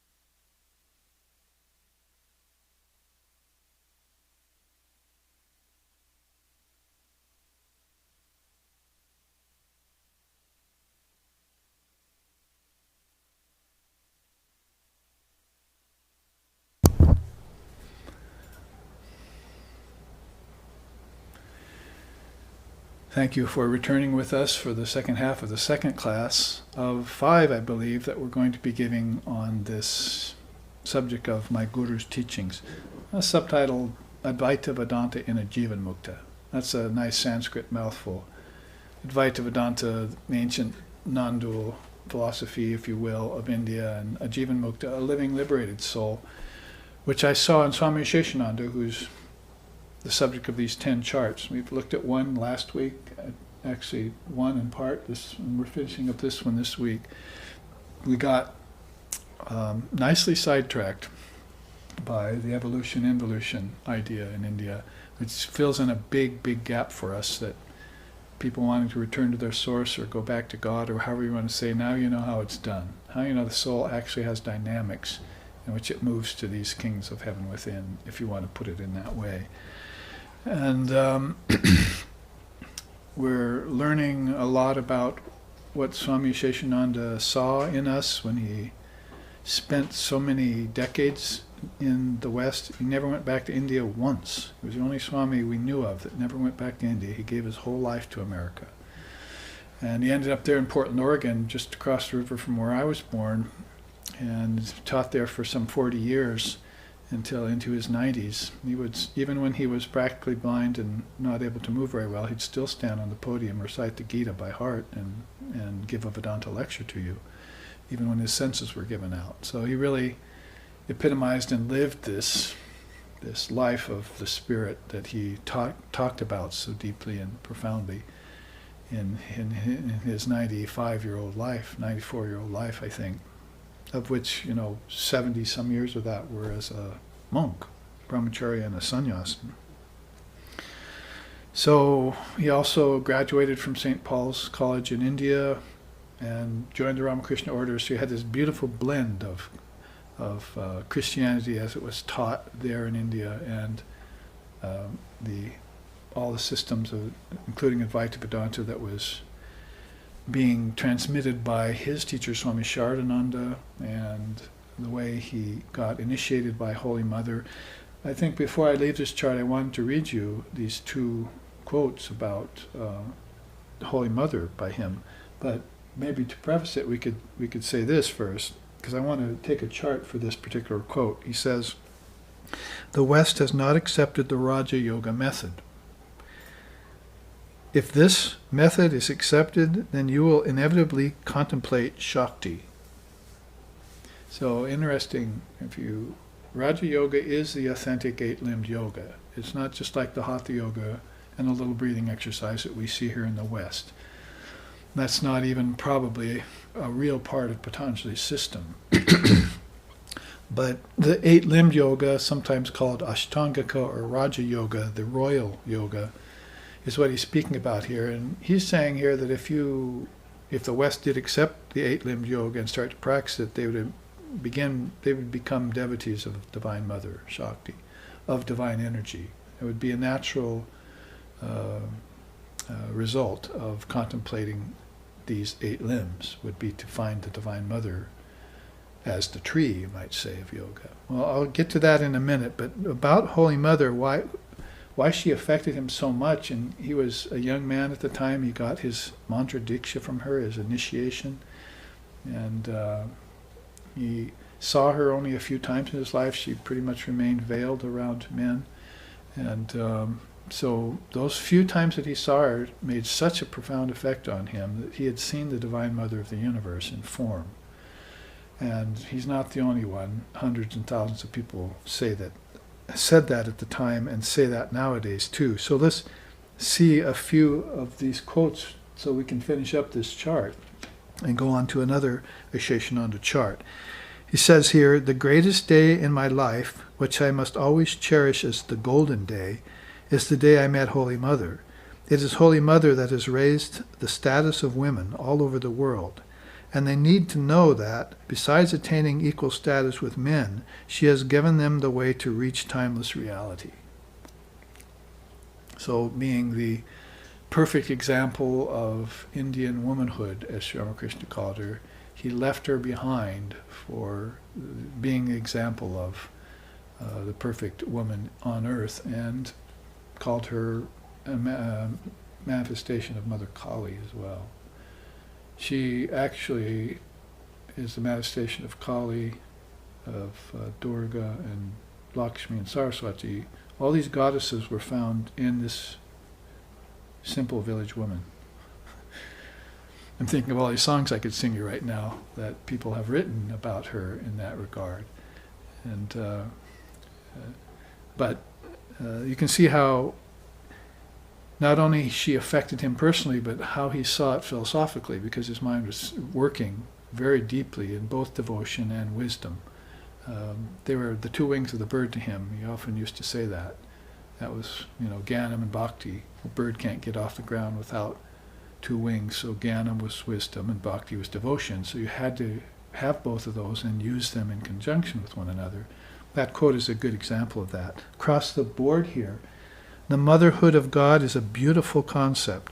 God as Father is always connected with a dualistic philosophy. But thinking of God as Mother will make you a non-dualist, an Advaitist. So it's probably because when you think of God as Father, then you have to pray to get into heaven, and you have to do that through His only Son. And that's a lot of narrowness there. It's a lot of restriction and limitation that is the opposite of what India thinks about the Father, being Brahman, being that ultimate doll in which all other dolls are contained. All the tattvas go back into immersion in Brahman. Sri Ramakrishna used to say that everything is soluble into Brahman. He just put it very simple. So all solid things just get melted back into Brahman. And it's your mind that's going to help you dissolve these things. It's called the dissolution of the mind stream. Mind stream is, with its intelligent particles, is projecting out, and intelligence becomes mind, and mind becomes prana, and prana becomes matter, right? And so we talked about that in terms of taking it all back. It's the mind that's been this generator. From the cosmic mind on down to our mind, if we want to go back to the first of the class, So it's all spilled out of that more ultimate concept, or he's calling it a concept, but Shakti is also in the picture there as a kind of intermediary. So I put them as one doll because Sri Ramakrishna used to say Brahman and Shakti are one, like fire and its power to burn, water and its wetness, snow and its whiteness. He was trying to get us to see that the wriggling power of the snake and the snake were the same thing. When the snake is still, it's Brahman, and when it's wriggling, it's Shakti, but it's the same snake. So he's trying to put it in such simple ways for us, and so that we would get over this dream of change, this projection of our imaginations, all of this. Vivekananda used to say that when we get over the dream of angels and ancestors and children and families, and we're projecting them all as if they were God. But none of them are God. God is transcendent of all of them. So when we get over that projection process and we take this all back, then we become fully ensconced in this not two-ness, as sometimes the Advaitas call it. If you call it oneness, you're limiting it, but you say it's not two. It's not two. Because two is duality, and dualities make you suffer. There's a beautiful quote here that we'll get to about that. So these two quotes on Mother, I had to put them on this chart right at the top so you can see where he gets a lot of his inspiration is from Holy Mother. And we talk about Mother Kali and how she's not really present at the Vedanta centers in the West. She's too frightening for the Westerners. If you were to set up a Kali image and try and worship, Westerners would get put off. They'd think it would be something demonic or something. But so they put up these Vedanta centers that taught you this philosophy, because we've been affected by Calvinism and St. Augustine and St. Paul and by Thomas Aquinas. Thomas Aquinas gave Christianity probably some of that desire for knowledge that it's after. He was a deep thinker. So if you have deep thinkers there who are thinking religiously, then you're going to have to come and give them Vedanta philosophy. You're not going to have to give them a 10-armed goddess with all sorts of amazing spectacle attached to it. So that's the way it's happened here. And so Mother Kali has to retreat back in. So how does she retreat back in for a Swami like that? As Mother Sharda. People often come to me and say, oh, I love Ramakrishna and his love for Kali. I want to meditate on Kali too. And I have to say, do you want to look directly in the sun all day? Because that's what it's like to meditate on Mother Kali. It'll ruin your eyes if you look at the sun all day, even for an hour. So you want to look at the moon all night, is what you want to do. So Kali is the sun, and Ramakrishna and Sharda are the moon. You can look at them full on and take in everything that they represent. They are the Kali avatar, the Matri avatar. There's even a song about it. It starts out, Matri avatar. Mata Shama Sundari Ramachandra Pituge Jagadamba Bhavatarini Utirile Navade Agahana Krishna Saptami Dina Punita Gururvar Hua Sharda Ka Parama Karunamaya Avatar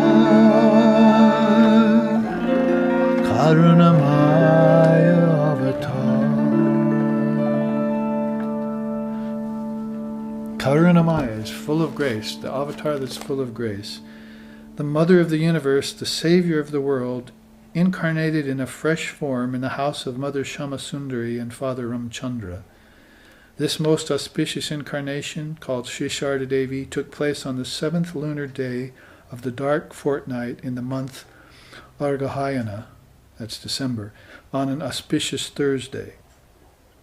The bestower of all this auspiciousness, the granter of peace, the destroyer of sorrow, delusion, and ignorance, the Holy Mother, graced with a celestial form and a pure intellect filled with truth, incarnated in the tiny Indian village of Jairambati, naturally inhabited by pious people in hallowed land that was always pleasing to the mind, green and rich with fertile soil. Goes on like that. Just goes on like that. So you can see how they felt about this simple village woman. Don't great souls hide themselves in mangers and from the Romans and other people out to crucify them and so forth. It's not hard to believe that God manifests in very simple and hidden ways. You see, sometimes he'll come out like Buddha, as a prince, but what does he do? He gives up his castles and his riches and goes into the forest and becomes an ascetic. It seems like every great avatar is trying to tell us something. See, could it be give up the world because the world's false? Because birds have nests, foxes have holes, but you don't have any place to lay your head here? Are they making it too cryptic for you to understand? These straight-on statements of non-duality that even religion hasn't been able to text torture yet? I mean, there it is, right there, the Beatitudes and so forth. Nobody, even though the Bible passed through so many unholy hands and got interpolated, nobody touched some of these teachings. It wasn't able to distort them, you see. So the Bible has that beauty to it still rings of some truth. So you look at all the scriptures of the world, Bible, Quran, Gita, Upanishads. Vivekananda said, we want to go beyond all of them, but we don't go beyond them by casting them away. We go beyond them by studying them. Isn't that beautiful?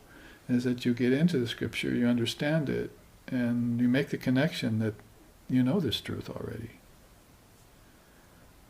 Apparently men wrote these scriptures, but they were illumined souls from a much, much higher standpoint. And when they passed away, they took these with them, and they came back, they wrote them down. They came back in other lifetimes to redo them.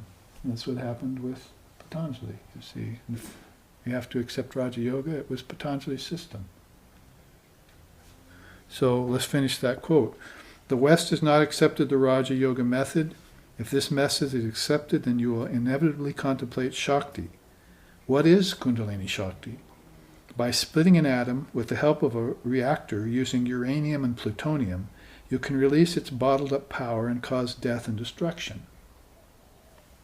However, Sri Ramakrishna stands not for nuclear power, he stands for spiritual energy, Shakti. This infinite, intelligent energy is conscious, constructive, creative, blissful, and beneficent. Through her, one does not cause death, one conquers it. Yeah, I put Swami Aseshanandaji there, standing in the Nahabat. Holy Mother used to live under here and take care of Sri Ramakrishna's mother and so forth. This little tiny place. I'd been there, bowed down, and had got blessings of holy water and flowers and so forth. And people gather around that. Her children gather there. So what would it be to accept the Raja Yoga system? Something like that. You'd have to know what the tree of yoga is. And we only know a small little portion of it from the Hatha Yoga system. We think it's asana and maybe a little breathing exercises thrown in. But like I said, the breathing exercises that you're doing, and I have no problem with it in the Buddhist way when they say you should watch your breath, because maybe that will lead you to the origin of your breath. I mean, if you just watched your breath in and out, and that's all you did, then breathing exercise doesn't go very far. But if you watched your breath and observed it from a distance, and you started to think, man does not live by bread alone, does not live by energy alone, then what is it that's causing my lungs to breathe? And you're starting to watch the dynamics of manifestation. You're starting to feel these powers in you. And that is Shakti, you see. She's operating the prana that runs through, the 5 pranas that run through your body, and she's operating the psychic prana that's causing you to think, that's causing great minds to think, like Lord Vashishta and Lord Kapila, these 2 systems we looked at.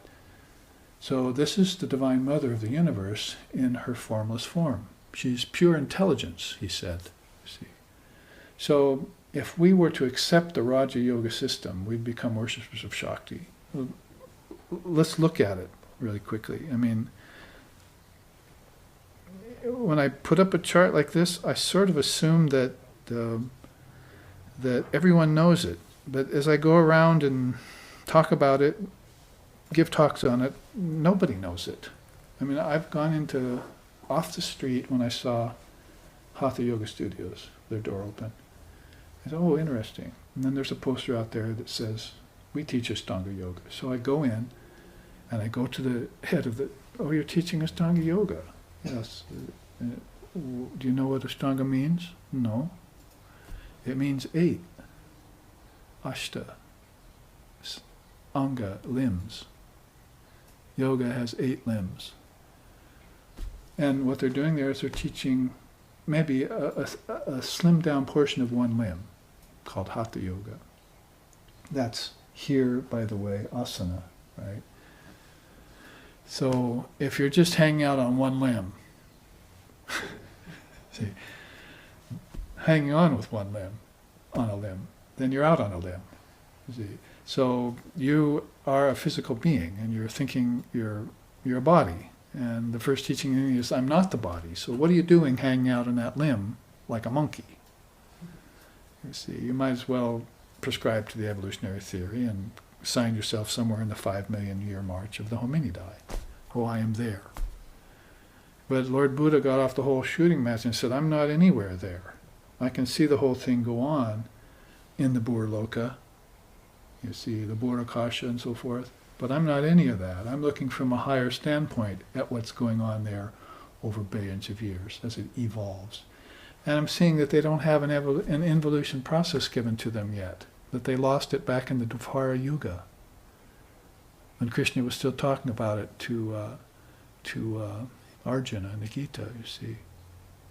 There's a manifested Prakriti and there's an unmanifested Prakriti. He was trying to tell him, go from form to its seeds. Which is what Kaspali was teaching way back there with the pure sentient principle and the insentient matter, right? It's the same teaching. So Patanjali comes along in one of his incarnations, by the way, because the father of Vedanta, Vedavyas, and the father of yoga, Patanjali, has taken many incarnations. His next incarnation was the student of Gaudapada, Govindapada. That was Patanjali's next incarnation, about 600 AD probably. Before that, 140 AD, he was here, 140 years after Christ in India, 600 years after Buddha, in the Middle East, and 600 years after Buddha in India, proposing this 8-limb system. That is, composing it and then proposing it. Why? Because the seer had become attached to the seen, he said. So you are identifying yourself with matter again. And he had, like Kapila had given you a way to involve, and give up the tattvas, everything that was physical, everything that was causal and subtle, and I am none of it, I am none of it. Even the householder could do that, not just the monk. In the same way, then, thousands of years later, he was giving us a way to give it all up and to get back to our source. So what is yoga? It starts with 10 of these observances and practices. This is classic yoga right here. This is Ashtanga. This is Raja. And this is Patanjala. It's, the only system in India that got named after its founder. That's how much they revered Patanjali, that they named the system after him. Nobody else ever got that given to them. You don't go out and there's a system called Vashishta or something, see. Or there's a Krishna system, see. But he got it named after him, see. So Patanjali is one of 4 names for yoga. And yoga is, let's read it first. Primarily, yoga is samadhi. It is secondary. Its secondary directive is to bring control to mental modifications. This it accomplishes by the dissolution of all vrittis. Those are vibrations of the mind, by the way.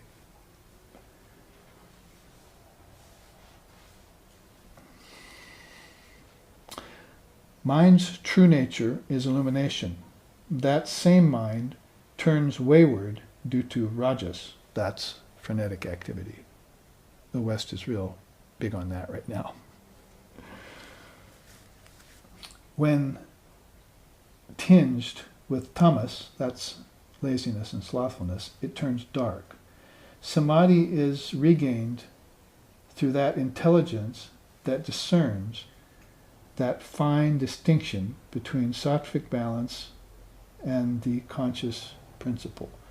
So he wants you to go beyond laziness, beyond restlessness, and beyond balance. So yoga is not just sattvic balance. Oh, now I'm fine. I'm all right, you're all right. I have money, I have a house, I feel good, I'm healthy. You're just a healthy animal and death is still coming, you see. He wants you to go beyond that balance. The affluent society that Swami Aseshanandaji here is talking about, that's a gift of Rome and Greece to us, and Calvinism, that your religion somehow arranges it so that you can live in a life of insouciance on earth and not do any spiritual practice, not cut yourself in the image of the Lord. No, that's not allowable, you see. So he wants you to go beyond even this balance that comes from an affluent society and just make a distinction between that and the conscious principle. That is, between the gunas and your true nature. It's classic yoga, and he puts it in such a way, and this is Vedavyasa's. He's the father of Vedanta, commenting on Patanjali's system. This is rich, you see. This is just too good to have a father of Vedanta comment on yoga system, and this is what they've done in India, where we've been arguing for several hundred years, not only between the Catholics and the Protestants religion-wise, but between the philosophers of Greece and Rome and the European philosophers and the American philosophers have all been arguing, turning philosophy into a debate school and making money off it. While we've been doing that, they've been patting each other on the back and becoming mutual fan club members of each other around systems that were noble and showed you how to reach God. what is the relationship between the apparently individualized soul and the eternal soul? Show me that relationship so that I can have it. And once I have it, I can get to the Father, to the Son, and then I can be the Father. O meditator, become the goddess. You are her essence. So, beautiful quote there. This quote here, at the most auspicious time, the transmission of yoga will be given according to the tradition. In essence, yoga is that singular state wherein all mental thoughts and vibrations have been dissolved. In effect, yoga consists of perceiving the distinction between nature and consciousness, allowing the seer to rest in his own true nature. So, in essence and in effect, in essence you want to quell the vibrations of the mind. Vrittis is the word. And that was yoga's gift from Patanjali. I mean, this is Patanjali's comment on his own system. So, basically what it is still the vrittis of your mind and see the difference between you and nature. It's pretty as simple as you can put it. That's yoga, that's Vedanta, that's what Kapila was doing, isn't it, in the Samkhya system? Separating you from the tattvas. It's what the 5 Russian dolls Vasishta was talking about, when you wrap them all back into each other and see they all came out of you. Is oneness such a cliche that you're going to put off great minds and great systems like this because they seem too simplistic to you, or maybe too complex to you? There's no excuse. And there's no way around the fact that you shall know the truth and the truth shall set you free. So you're going to have to find someone who can express that truth to you. And India has droves of those souls who can express it to you. Gurus, rishis, avadhuts, mahatmas.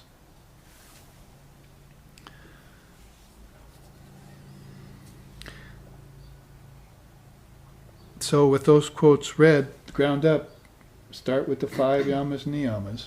You've got, here they are in English, you've got ahimsa, satya, asteya, brahmacharya, and aparigraha. That's non-violence, truthfulness, non-stealing, continence, and non-receiving. These are observances. You're supposed to have been born with these, by the way. It's not something that you develop later. In the Kali Yuga, today in America, we're going to have to relearn some of these things. Oh, you mean I should be non-violent? Of course you should. Thou shalt not kill. It goes all the way back to the earliest Judaism. Abraham knew it. So why have you fallen into this confusion about it? Why are you inventing battleships and shooting missiles at other countries? That's violence, plain and simple. There's no excuse for it. There are better ways to solve all issues than that. And so nonviolence is just, they just figure, if you've come to yoga, then you have it, you see. And also truthfulness and non-stealing and continence. What about non-receiving? So I had a person write to me yesterday who said, I want to take the Raja Yoga course, because I'm offering a course of 108 lessons in this. They've all been completed. And you can take them one by one in the email. So she wrote in and said, I want to take the first lesson. And I've read the first chapter of Raja Yoga by Swami Vivekananda. I'm ready. She said, I just want you to know out in advance that I'm a vegan. So I don't conscience any kind of violence to animals. And I believe that animals are equal to us. And number 2, I don't get this idea of not giving gifts. Giving gifts is good. That's a parigraha. Sometimes it's translated, unfortunately, in English as non-gift giving or non-receiving. So the idea of, I had to write to her and say, the idea of a parigraha and why it's the first yama is that Patanjali says that if you engage in a parigraha, giving gifts and receiving gifts, then your whole culture and your whole life becomes that. You start gifting lands, like they did in Europe with the royalty. You start gifting gems and diamonds. You start gifting money. You want to receive those things back. What's wrong with that? it makes you forget God, Patanjali says. Well, he qualifies that first. First, it makes you forget your past lifetimes. If you didn't engage in all this concentration on objects, then you would remember the subject. Object, subject, right? Well, Swami Aseshanandaji used to always say that. You're all involved with the infernal object, but you've forgotten the eternal subject. And essentially, in Advaita, the eternal subject is little old me, you see. That is, it's you with a capital Y. And so you're the eternal subject. But until you have that Advaitic understanding, you have to say God, or Ishvara, or Avatar, or my Guru, that's God, that's my God, you see, and I have to move up through the Father, through the Son to the Father. But whatever the case may be, if you engage in gift giving, in commerce, let's call it commerce because that's a word everyone can understand today, you forget that you've had many lifetimes. And those lifetimes are what you're involving about, right? When you involve, you'll see your lifetimes. I mean, one of my favorite teachings, which isn't given very often, is that if I meditated, say, on water, and I wanted to try and put it together with taste and with the subtle flavor, the idea of flavor in the subtle, that as I meditated on water, I would find out that some of my karmas are there, that I drowned in a past lifetime. Immediately you've seen your other lifetime, you see. You find out the source of your fear. And that fear was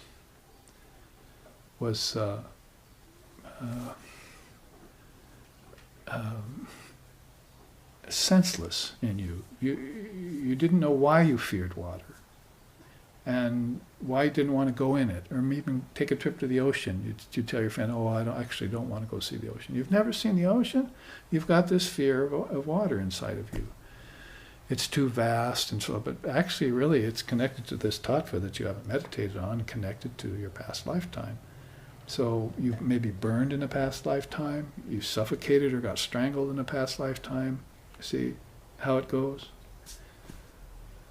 You got lost in the desert, that's space. You see, I mean, air, earth, water, fire, and ether are all tied up with your karmas. And if you meditate on them and connect them back to your senses, and then you connect those 10 back to your subtle senses, you'll find out where all your karmas are lurking. This is the way, they thought. And so, Father of Yoga, when he gives a teaching like a parigraha, is saying, you know why you don't want to give gifts and why I won't accept that gift from you is it's all trying to take me away from remembering my past lifetimes, which lead me to thinking about God. Because when I think about my past lifetimes, I think about where I came from, and that's Brahman. I came out of Brahman, see. My origin is Brahman. Or call it originless origin if you want. Causeless cause. So all of these teachings, again, that connection is so important. We need to move through this. I wasn't going to teach a Raja Yoga course today. But basically you see them there, and I've touched on a few of them, these two at the bookends, non-violence and non-receiving, how important they are. Over here you have the niyamas. That's limb 1, and limb 2 is the niyamas. Niyamas, you want to practice austerity. Satyena labhis tapasa hyesa atma. You know the chant? Labhis tapasa hyesa atma. And so you want satyam, truth, and tapasya, you want austerity. Through those things, you realize your true nature, the Upanishad says. Through knowledge, through veracity, through austerity, and through study, those things. That's how you purify the mind, and then the mind will be Brahman. The mind is only not Brahman when it's impure. As soon as you turn it pure by practices, then it's one with Brahman. It's cosmic mind, it's God's mind. So, in order to do that, then you want to take on austerity. You want to do something that pushes the envelope. What else? Scriptural study. By studying the scriptures, you're looking into the minds of the great souls. And you're also looking back into their existence in previous lifetimes. you're interested today in the Vedanta and in yoga because you had some sort of experiences with them in other lifetimes or with their students. That's what the Guru system's all about. How come I feel so attracted to you? Oh, you took, in several lifetimes ago, you were a student of one of my students. And Sri Ramakrishna used to say, people look like who they love. You might have noticed that a lot of people who love the Buddha look like the Buddha. A lot of people who love Jesus have that aquiline kind of features. They look like Jesus. Or if they don't, when they start loving those beings, their features start to turn towards looking like them. Your whole physiognomy can actually change when you begin to take an ideal of a higher ideal, and her whole body will sort of change to look like that being. Your mannerisms will start to be like them. See that with kids, they have some person that they really are inspired by, and so they start acting and talking like them, you see. So this all happens by a kind of osmosis, if you will. Devotion to God is extremely important. It's at the very roots, right? It's called Ishvara Pranidhana. You must love God with form. You cannot skip that step and jump to the formless. I mean, you can if you've done it before. But most beings who are trying to get to the Father will do it through the Son, and the Son emanates so beautifully the Father's truth, and he does it through form. So that makes it easy for you to love God, which is why Sri Ramakrishna says in the Gospel, Bhakti is the path of this age. Most beings will get to God through devotion. That's because there's not much wisdom around nowadays, you might have noticed. They're not teaching the Dharma in families. So it's very hard for you to get to a non-dual state. And those who are teaching you to meditate are not involved in meditating on God with form. This is meditating on God with form. Until you reach a personality, you see. This is all forms. In your mind, thoughts, vrittis, vibrations. When it starts to vibrate, there goes the whole shooting match. There goes everything to hell in a handbasket. As soon as the mind starts thinking, you're going downhill. But there is one kind of prana, you see, of the 5 pranas, that takes the mind's thoughts inward. And that's inspiration, aspiration. It's a kind of prana that moves your thoughts inward. If you get a hold of that prana, then you're thinking about Dharma and God all the time. The other prana is evacuating your waste and digesting your food. That just goes on. But this one prana is like taking you inward to these high teachings, and you can't think of anything but that when you get this prana under your control. You become a dharmi. You're thinking of Dharma all the time. Our founder, Lex Hickson, his wife asked him at the end of his life, what are you thinking of sitting there? He's just days away from passing. Oh, I think of food, and then I think of how to express the Dharma to people in my next lifetime. He didn't say that, but that's probably what he meant. I have to try and get these teachings into the Western mind, open them up. And he was doing this with all of us too. He came around looking for us. Came to Hawaii, found a couple of us, went different places. He was always trying to awaken people up. And who was it that said that? Patanjali said, the yogi, when he lives, makes children with his mind. That's Patanjali's teaching. Mind-born children come from the yogi. His sons and his daughters get his mind. So they don't have to have blood children, you see. Those are problems, actually, for most people. But mind-born children aren't. So a great teacher will come to earth and make you his mind-born son and daughter, just by the divinity that's in them.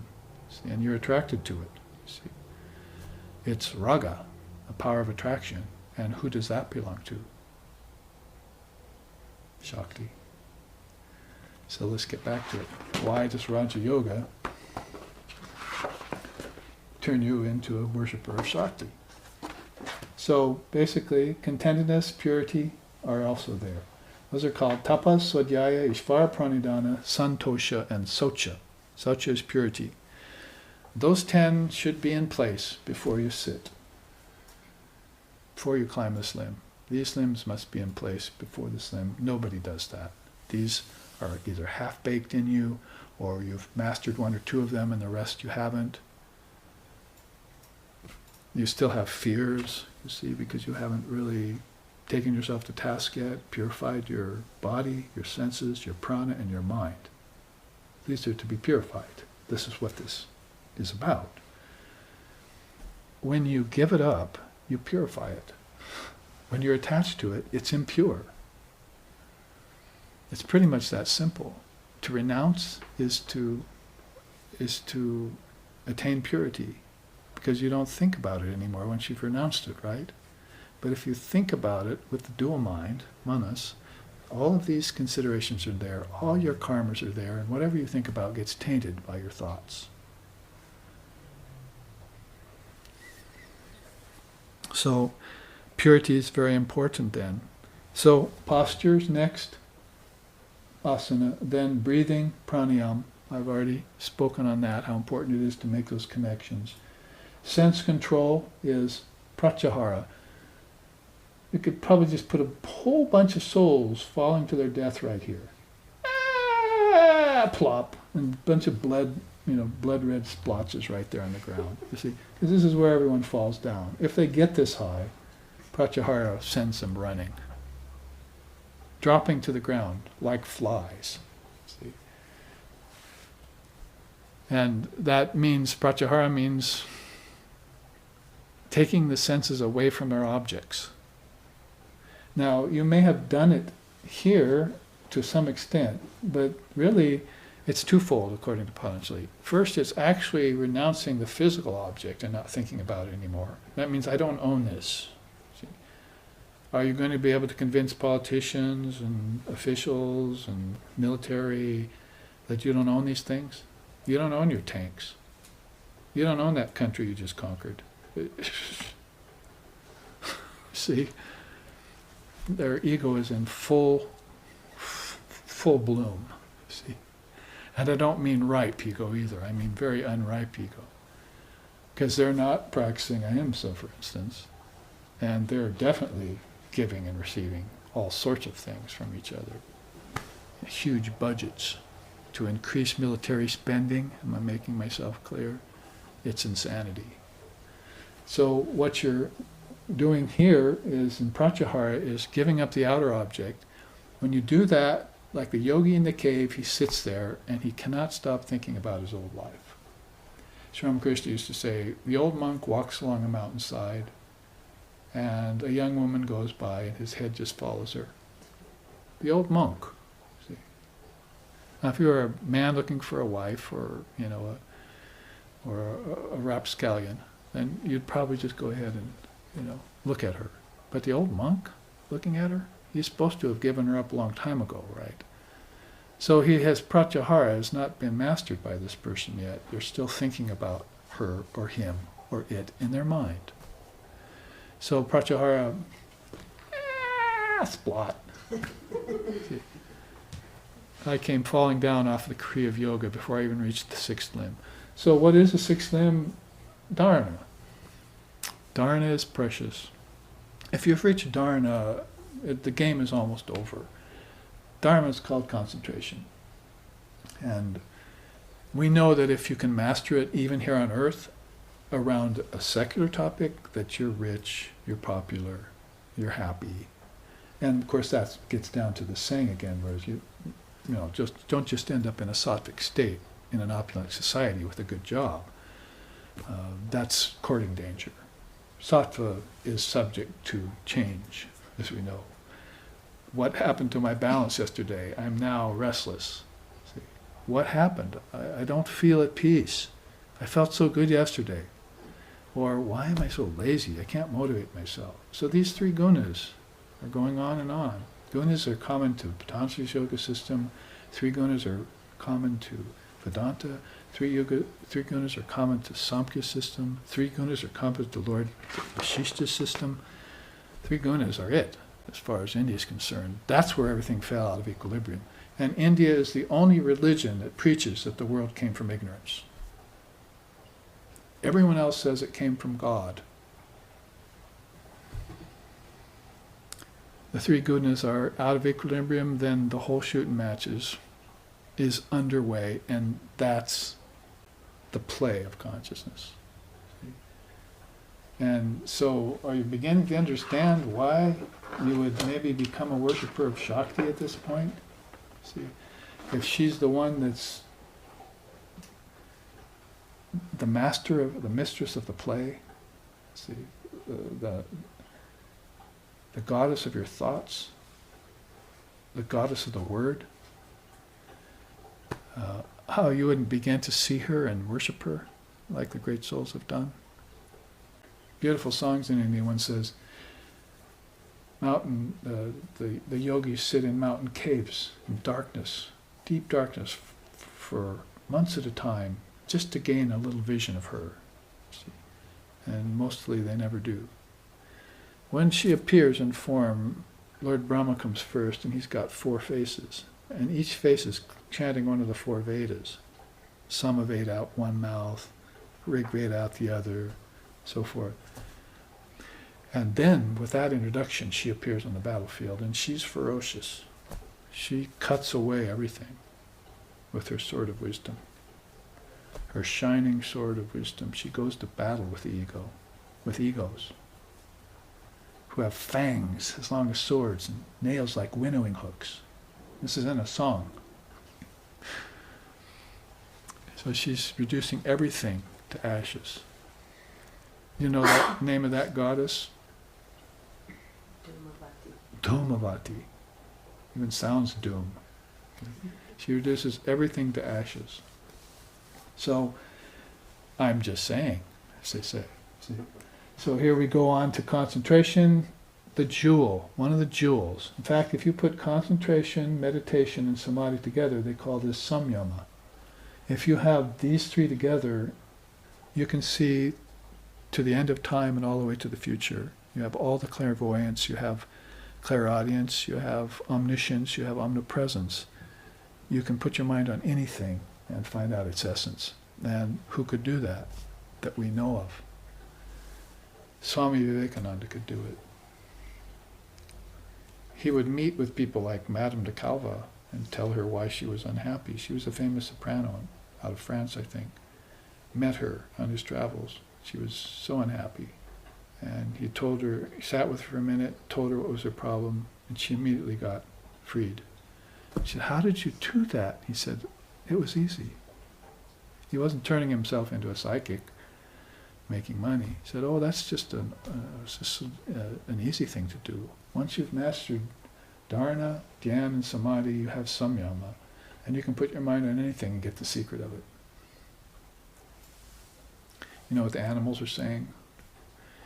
You know what the 5 elements mean? You can look at an ocean and know what it means. You're like an avadut who sees God in everything. And if he doesn't see God in any particular thing, he wants to know why, and can find out by putting this. So actually I've introduced these 3 limbs all at once, but it's basically concentration, meditation, and in English you just have to say absorption, samadhi.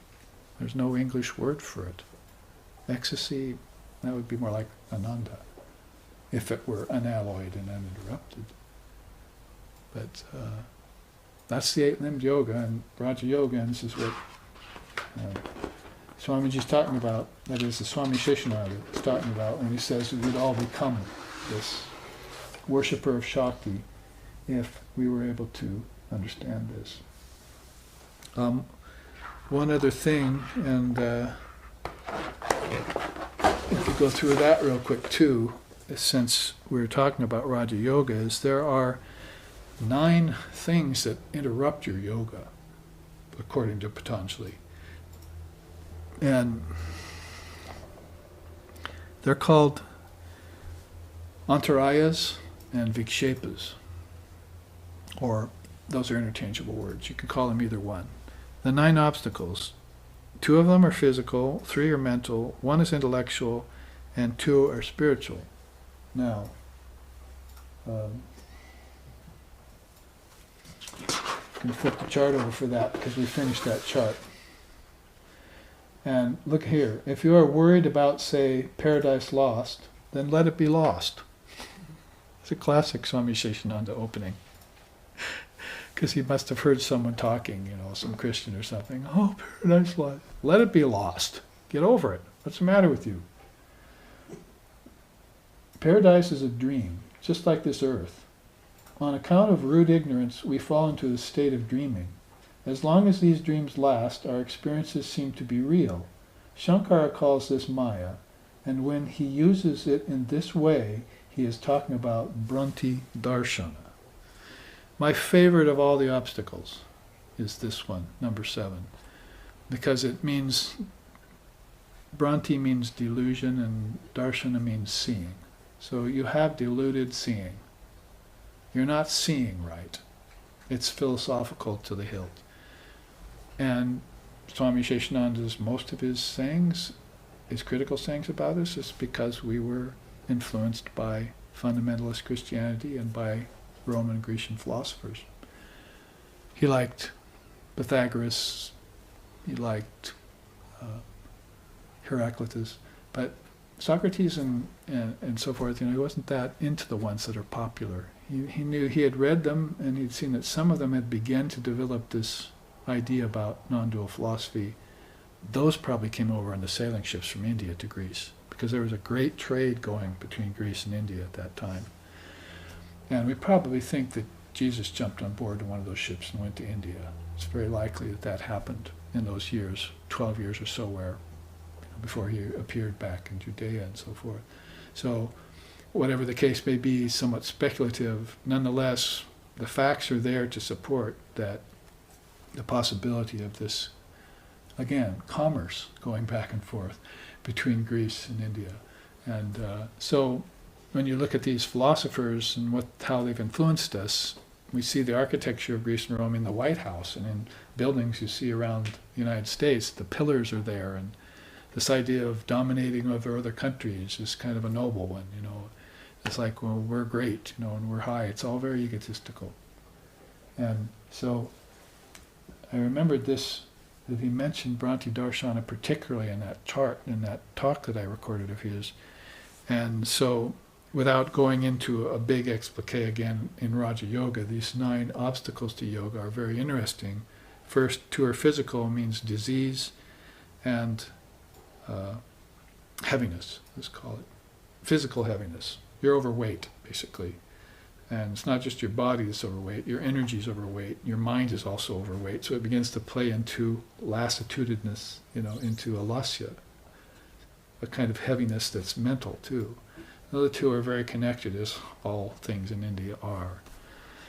But this is what most, if I go back here, if we say that the Westerners have glommed on to this one limb and won't let go, and a little bit of this is being worked in the same way, here, as far as yoga goes, they've glommed on to the physical health. You'll hear them talk about dhatus, rasas, and karnas.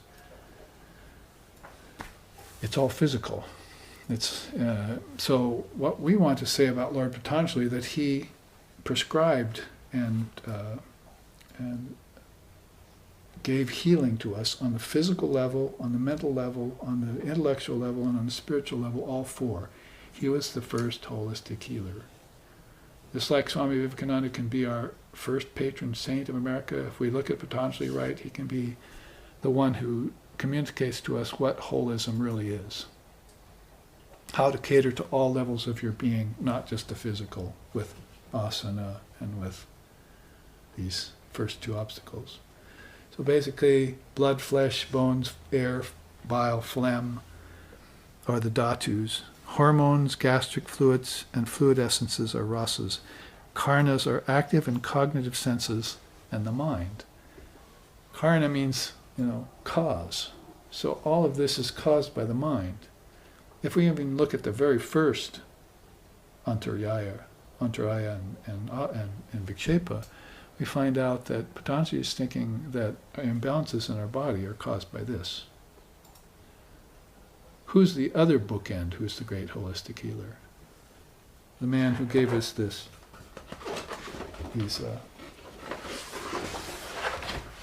Russian dolls. Lord Vashishta. He was the other bookend at the other end. He was also very much into all levels of healing. So we have Vashishta on one end bookend, and we have Patanjali in 140 AD is the other bookend to this idea of holistic health in India, how to cater to all levels of your being. And in order to do that, you're going to have to go to the source again. Just like you did with the 24 cosmic principles and the 5 Russian dolls, you're going to have to involve to some sort of source. You're going to have to inspect yourself. I was saying in the last series that our founder, Lex Section, used to say, in Zen, if you want to know, the Eskimo has to know snow conditions. So he studies snow conditions every day. He sees how snow changes in texture, and if it turns to ice at night or not. He knows what's going on, and he can save himself and survive if he knows the conditions of snow. Same then, Zen says, with your mind. If you know the conditions of your mind and you study it, then you can save yourself from all manner of sufferings. See, so you need to have these causes in your mind. You need to have it firmly established that everything that was physical came from the mind. What does it sound like? 24 cosmic principles. Air, earth, fire, water, and ether, tasting, touching, hearing, smelling, seeing. They all came from your mind. Nature contributed a little bit, but you formed the body. A mind can take on as many bodies as it wants in India. It's the mind-born sons, but then the mind-born physical bodies too are all thoughts. You could look around and see, oh, there's your thought. I see your thought sitting there. And now I see your thought. I see how you put together your body. And I see how you put together your body. See, you thought it, and then it happened. Your parents contributed a little bit to it, some genes, some DNA. See, that was all in nature. But the consciousness got into nature and decided, oh, I'm going to shape this way, and that was like a big cookie cutter. Got some dough and started printing out bodies. So you can see how this can be an obstacle along with, well, let's call it complacency, ambivalence, stodginess, laziness, procrastination, and fickleness. There's enough English words there to describe alasya. Jnana. Now, samshaya, doubt, indecision, inadvertence, and uncertainty. Samshaya. That's a mental problem. Another is pramada, carelessness, resistance, negligence, disbelief, heedlessness, inattentiveness, superficiality. Take your pick. Alasya, we already said that. It's idleness, stubbornness, and heaviness of the mind. You could almost say tamas there. And avirati. Immoderation, sensuality, incontinence. You have this jar, and there's put a honeycomb in it. This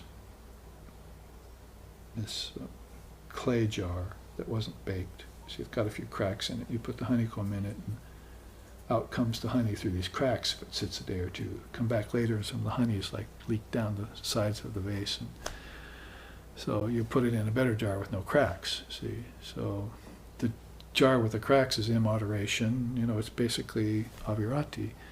All your energy is leaking out because you haven't, made yourself steadfast and not let the energy from your senses leak out.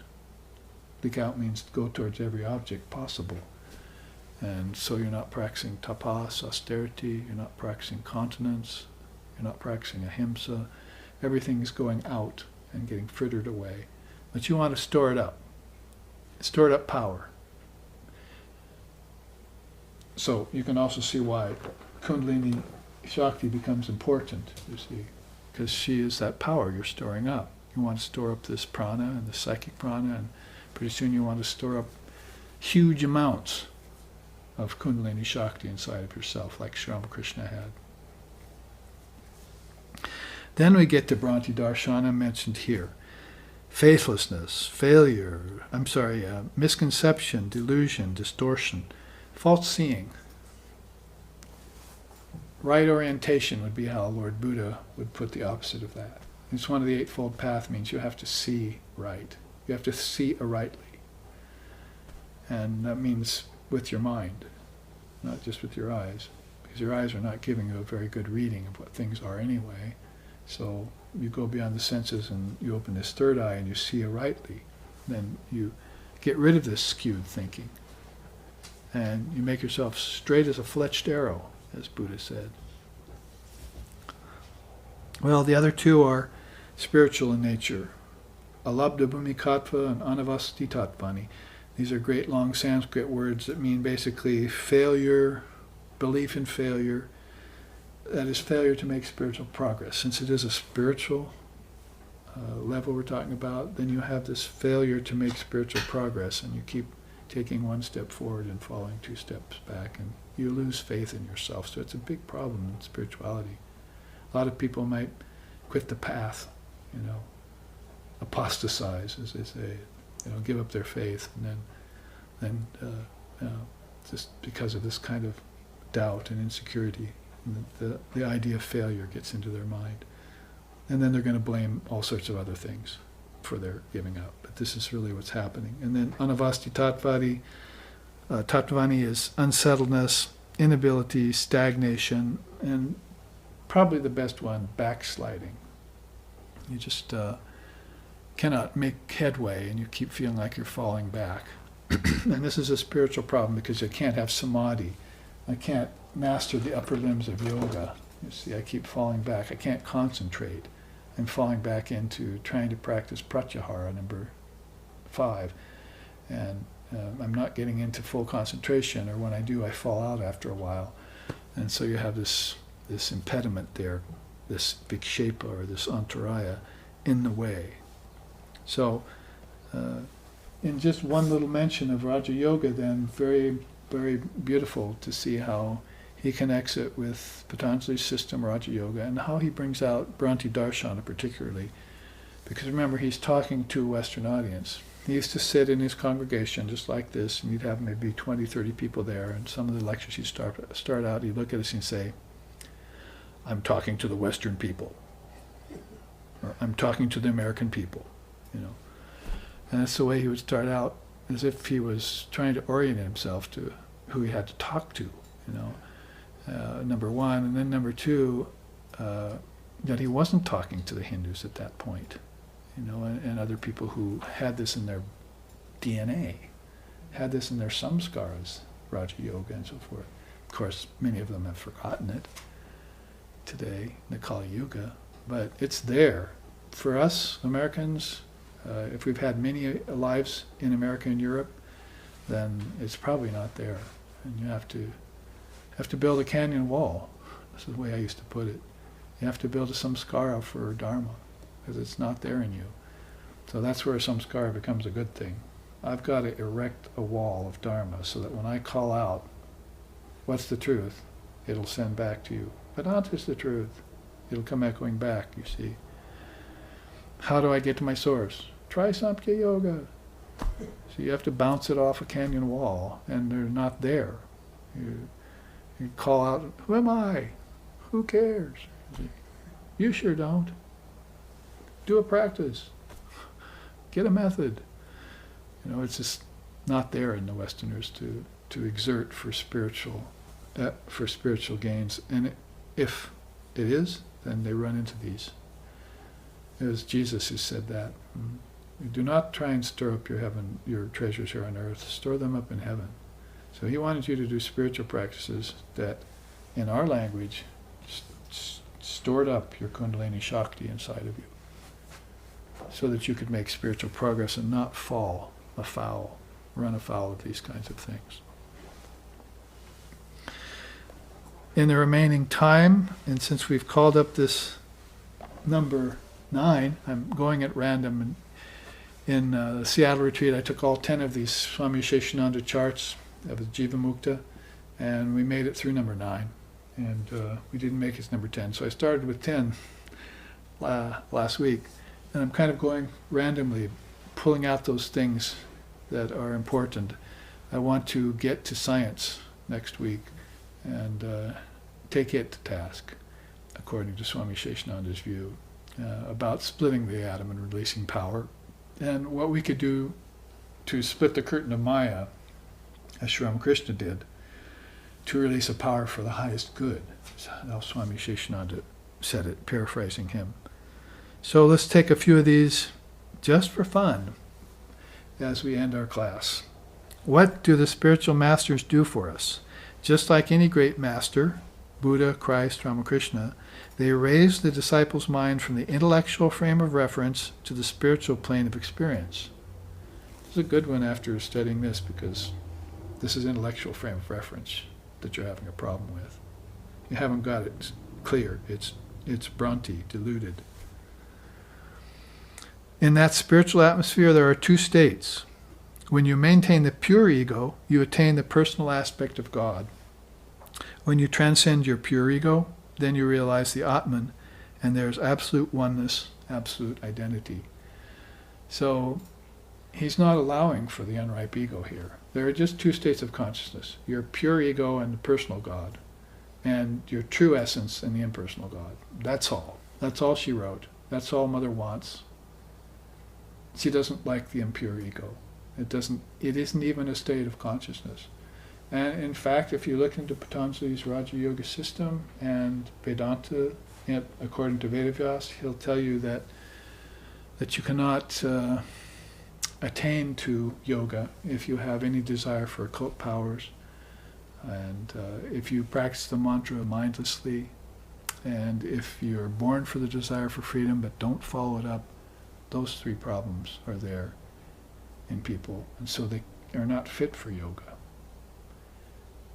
There are two other states of mind, though, that are fit for yoga. One is tapas, austerity. If you can become a tapasvan, give up the world and embrace all hardships and make those the best part of your life, like living free like Jesus did, without any possessions and so forth, then you're fit for yoga. And number 5, if you study the Dharma and become a knower of Brahman, that also makes you fit for yoga. So there's 5 classes of potential yogis out there, and 3 of them, Patanjali and Vedavyas, are disallowing from the tree. They will fall from the tree. So that's how important being strong and practicing spiritual disciplines, we call it tapas, is kind of a hard word for us, austerity, for people living in homes and cars and so forth. But if you can disavow your attachment to those things and just move amongst the objects without being attached to them, then you're fine. But then you want to develop this other state where you know that that's connected to the personal God, but there's an impersonal reality that is your essence. You have to find that and experience that. That's I and my Father are one, or aham brahmasmi. So those 2 things he brings out. Here's another thing about a master. I will not accept compromise to Christ's teachings. Remember, he was graduated from St. Paul's in India. For 100 years, Catholics and Protestants fought in Europe. So-called religion has not brought peace. On the other hand, it has brought fighting, hatred, and war. Who can solve this problem? Only an illumined soul. Notice how when an illumined soul criticizes, he always proposes a solution. He doesn't blame one side or the other. Oh, the Protestants are at fault, or the Catholics are at fault, or war is even the problem, because war will go on everywhere. He's hands off of all that. He's just saying only a Jivan Mukta can solve that problem for you. He'll solve the wars inside of your head. He'll lead you along the path to the highest truth. It won't matter who's at fault anymore. Vivekananda wrote this beautiful verse. Heed then no more how body lives or goes. Its task is done, let karma float it down. Let one put garlands on, another kick this frame, say not. No praise or blame can be where praiser praised and blamer blamed are one. Thus be thou calm. Say, Om Tat Sat Om. Yeah. So no praiser praised or blamer blamed can be where praiser and blamer are one. See? So when you're living in Advaita Vedanta like that, you don't bring up criticisms, and let's call them constructive criticisms, to place praise or blame on any given side. You want the solution. And if you are the solution, all the better. And he was the solution for us, you see. He taught us the Vedanta. And he never left America as he did it. He stayed there the whole time with us. And he lived in a little house called an ashram with his 2 brahmacharyas, who were Americans, his 2 monks that he was chaining, who were Americans.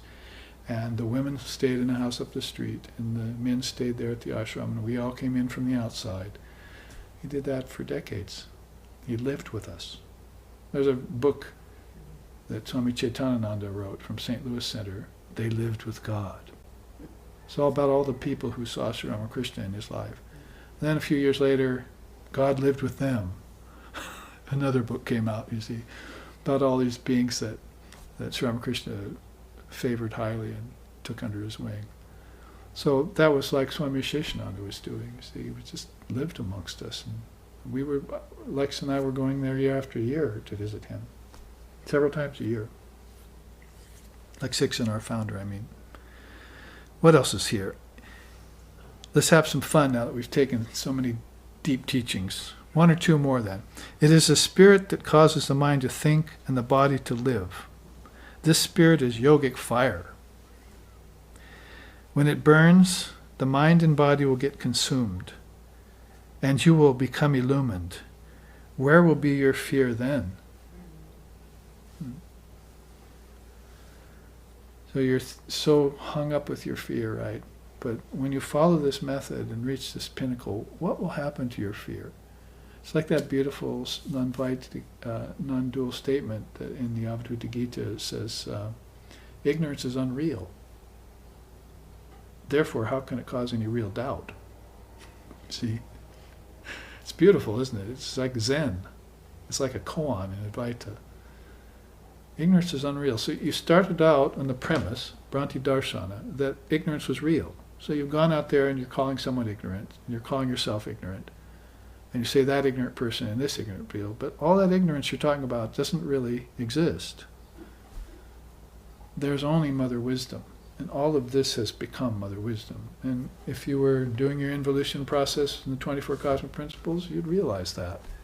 It all came out of her because you practiced Raja Yoga and you became attached to her and disattached or detached from everything else. Om Sato Ma Sadgamoya Tamaso Ma Joytir Gamoya Mrichor Ma Amritam Gamaya Abira Bira Mayeti Rudrayate Dakshinam Mukam Tenamam Pahinicham Om Shanti Shanti Shanti. Lead us from darkness to light, from lower truth to higher truth, from the unreal to the real, and from the illusion of death to eternal life. Reach us through and through, O Lord and Mother, with thy sweet and benign presence. Om peace, peace, peace. May peace be unto us, and may peace be unto all. Om Hari